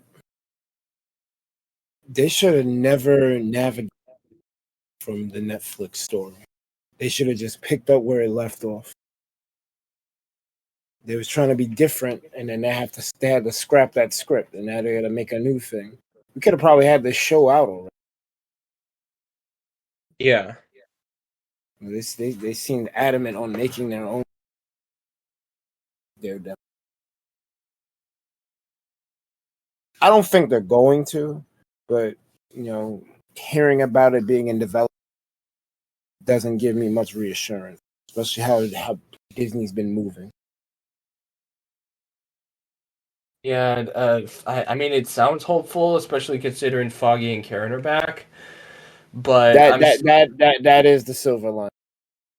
Yeah, because like, and especially considering they just now said the Netflix shows are canon, and they like remember back in No Way Home, they confirmed that Charlie Cox was coming back as Daredevil, and everybody pretty much knew that he was going to be in No Way Home. I feel like uh, it's the reason why they said that is because it's connected to the Netflix show in some way, whether it's Yeah. like a continuation or kind of a reboot. I mean, the Netflix shows have always been canon to the MCU. Just because they're They, not mentioned in the movies doesn't Yeah, deny their canonicity. So that's true. again, it's they are canon. I would never tell you they're not, but you have to understand. Wish I remembered this guy's name. Fucking asshole. He ran the Marvel Television division, and he did not like Kevin Feige. So he tried to kind of sabotage the connection between the shows and the movies. Because for whatever reason, he's just jealous of Feige. Stupid, but you got people. Well, this isn't the first time you hear two people having a pissing contest. We got the sequel Star Wars trilogy because people can't just take what someone else made and build upon it. They want to make their own thing. Bruh, what are you doing? you, Yeah. you, yeah, I, I mean, you're ruining things for fans just because you can't get it done. You work with people, compromise, reach across the aisle. Use that term instead of just like, no. If I can't have it my way, taking my man. We, we need more collaboration. Build bridges, not barriers. but even then, like in Daredevil, there were like connections to like Daredevil's the strongest one. So yeah. I mean, I'm not really talking about Daredevil when I talk about this. It's more like stuff like Jessica Jones, Iron yeah, Fist, Inhumans, yeah. like In Humans, all the other shows under Marvel Television at that time. This dude was just throwing. I think in Humans, it am I wrong or is that the only show that's actually been like taken out of the canon? I mean, it's garbage. I didn't even know it should be taken out the canon. I don't know. I I don't think know they if they actually actually did. did it. I think they wait, actually did in what? Humans. You know, Inhumans? in Yeah, Humans, yeah, no, that because they made Kamala and Namor mutants, so yeah, they're done. Like I think besides Black Bolt, that's it. Like the Inhumans are no longer a thing. yeah. But like for the Netflix shows, like they were all connected with each other, and Daredevil mentioned the attack on New York with the newspapers and the Harlem Terror from the Incredible Hulk, on newspapers, and they also like mentioned like the heroes by names like Iron Man and Captain America. They like hinted at, so you And knew for that they were connected because of that, but they were able to be their own self-contained stories. Really, yeah. yeah, I guess that's it. I'm hopeful about Daredevil, but I'm also kind of concerned. So, and I was gonna talk Echo, but I can't force myself to watch the other 4 episodes because holy I'm shit, is it I'm boring? I'm not gonna hold you. I fell asleep for half of that. Yeah, no, Yeah. I could not get past the first episode. I was like, okay, I'll see Daredevil, but that's it. Like, I tried getting through episode 2. Jake and I were just like, do you just want to play some Arkham? And it's like, yeah, go ahead. That's literally what happened, actually. Yeah. So, um, now we're going into the after party where I just look at comments and you guys can just say what's coming up on your channels. The only comment we got was on episode 3. Daniel at the movies says, "Better late than never. Great episode. You're killing it. I thought Thank the you." after party starts in 15 minutes. Shut the fuck up. But yeah, thank you, Daniel. I appreciate it. Surprised you So guys actually got that one. yeah, no, fuck you. So, Oh, that guy's name I think is Ronald Perlman. I think Ron, that's the guy who was fucking things up. No, Marvel Entertainment. Ron Perlman. It's all under Kevin Feige now. At the time when the Netflix stuff was coming out, Marvel TV was ran by someone else. So I think his name is Ronald Perlman. no, Bob something. Ron Perlman's Hellboy. Oh, Yeah, he's an actor. Bob maybe Bob Iger, I think. Bob Iger. Yeah, Maybe the head of Disney. Is that that name sounds familiar. Yeah, I think he's the CEO. yeah, I think so. Yep. Okay, so in terms of my channel, I mentioned in a little update video that I was gonna do Mario Kart 8 Deluxe every Friday. That'll be on hold for a bit because I reached 100 subs. It's on 99 now, but I reached about 100 subs during the Wait, you lost a subscriber? yeah, the Mercury did as well. He's down to 59, but um How dare yeah, that so person? I plan on doing something special for 100 subs. I might do a mega collab on my own. I'm leaning probably towards Mario Kart, but it could be something else. I don't know. Berg, if you want to hop in, you can, and same with Jay, because I know you're both content creators. Sure. Hell One yeah. thing, when you reach a milestone, you reach the milestone. It don't matter if someone unsubs. You hit 100. Because we hit 2,000, but a couple people wanted to be jokers, man. I'm unsubscribed. Bro, I hit the milestone. It might have been that same dude. 'Cause it happened with me and Mercury as well, so I don't know. I hit it. I don't care. I don't Yeah. care what the number says. My YouTube creator studio says, "Oh, congratulations, you hit 2,000 subscribers." I know. If anything, all I can just say is, what a joke. Anyways, uh, so yeah, so I might do a mega collab for that. It's gonna be a little down the line, like maybe the end of this month, probably. Alright. Actually, wait, no, fuck, I gotta do it in March because Cartathon.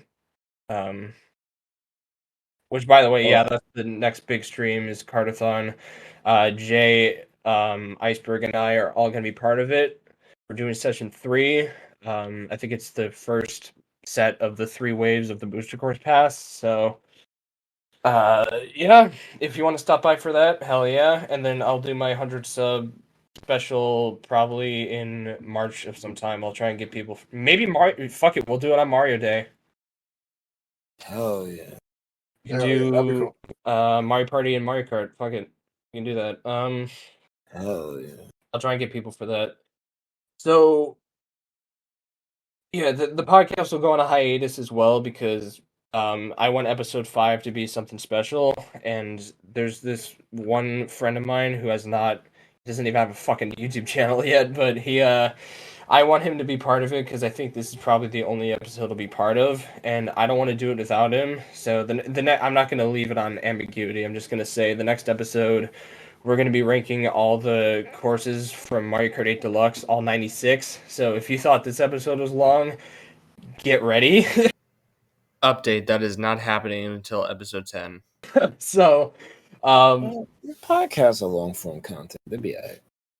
yeah, that's true. I already made this one long enough, so it should last them a couple months. But anyways, yeah, so I'm gonna try and get my friend involved in that. It'll be on a hiatus for a bit until I get him on board. He's currently on break. But I'm trying to convince him to come back because, like, I kind of want it out, like, as soon as fucking possible. But he can take as long as he needs. So yeah, I wish him all the best, but I kind of want him back. But yeah, so the pod will be on hold by then. So the pod is on hold. Come back. So I want to thank you, Iceberg, Jake, and Jay Gooden for stopping by on the pod. Despite the fact we had a long ass stream on Fall Guys, and everybody involved. This is going to be up on Tuesday, Yo, I but don't know how I'm awake right now. everybody involved on Fall Guys, thank you. Like God's honest truth, thank you, because this was by far not only the most liked and viewed stream of mine, but this was the most fun I've ever had, and I was extremely hyped for this. I had to half-ass the gym just to get home and stream, and it was fucking worth it. Because holy shit, every single one of my buddies showed up except Stefan. But yeah, they all showed up, and it was just a lot of fun. So yeah, thank you to everybody. It was a hell of a lot of fun. Uh, so Berg, do you want to plug in what's coming up for your channel? So like Joe said, we just finished the Fall Guys collab. I'm not gonna hold you. Do I want to mention him? Probably not, because I think he's subbed. But I mean, you can if you want.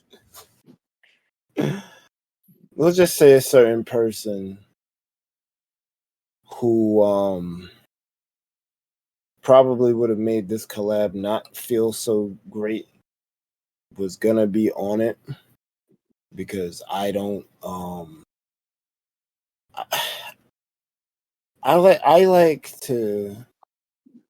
like to be like a dickhead, and sometimes I feel like my empathy can get the better of me, because I want to be fair to people, but I made the mistake of initially letting this person be on the collab, but then some information came out that I shouldn't be empathetic to this guy because he's pretty shady.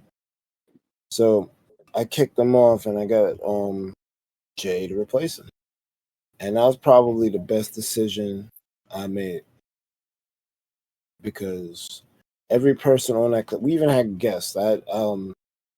Jay said he was gonna be late, so I asked Little Ball of Fun to just like come in, just play with us for a little bit, at least until Jay got there. And then we had It's a Trap Productions hopping in on it too. So we had like special guest people. Everyone was cool. Everyone was vibing. We had such a great time. I haven't felt that good about a stream in a long. I don't know what it was. I guess positive energy that is over. Not to say that my other streams are negative. I don't know, that one just hit there. So I'm so thankful that everyone came through and played with everyone and had a time. That's at the end of the day what I want, with friends to get together and have fun, get their channels up a bit, get some cross pollination. It was great. I'm so happy at how well it panned out. But we have another mega collab next week. We're gonna run the Pokemon Elite for every pretty much every month. But toward the end of the year, we're gonna bring back whoever wants to come back, or whoever because there's been some kind of misses so far. Like Pegasus Angel didn't really get to play. Hopefully she'll get to play in the next one. So I'm doing these monthly. But we're gonna pick like 8 to 16 of the best trainers, and we're gonna have like a region of like we're gonna have gym leaders, Elite Four members. It's gonna, but I gotta find these people. I don't really know that many PokeTubers for some reason. But we're gonna do that next. I'm either gonna run the same ice team, or we got Twisted J back, although he's probably not gonna next couple, get new people. Spinzes and Pegasus was supposed to be in, but I gotta find out. And D will be the champion. And the last one went over really good, so forward to how well this. Hopefully, we can get some more trainers. We had just enough to make do, but I kind of want to see more. Then the following week, Joe said, we're going to be doing the Cartathon.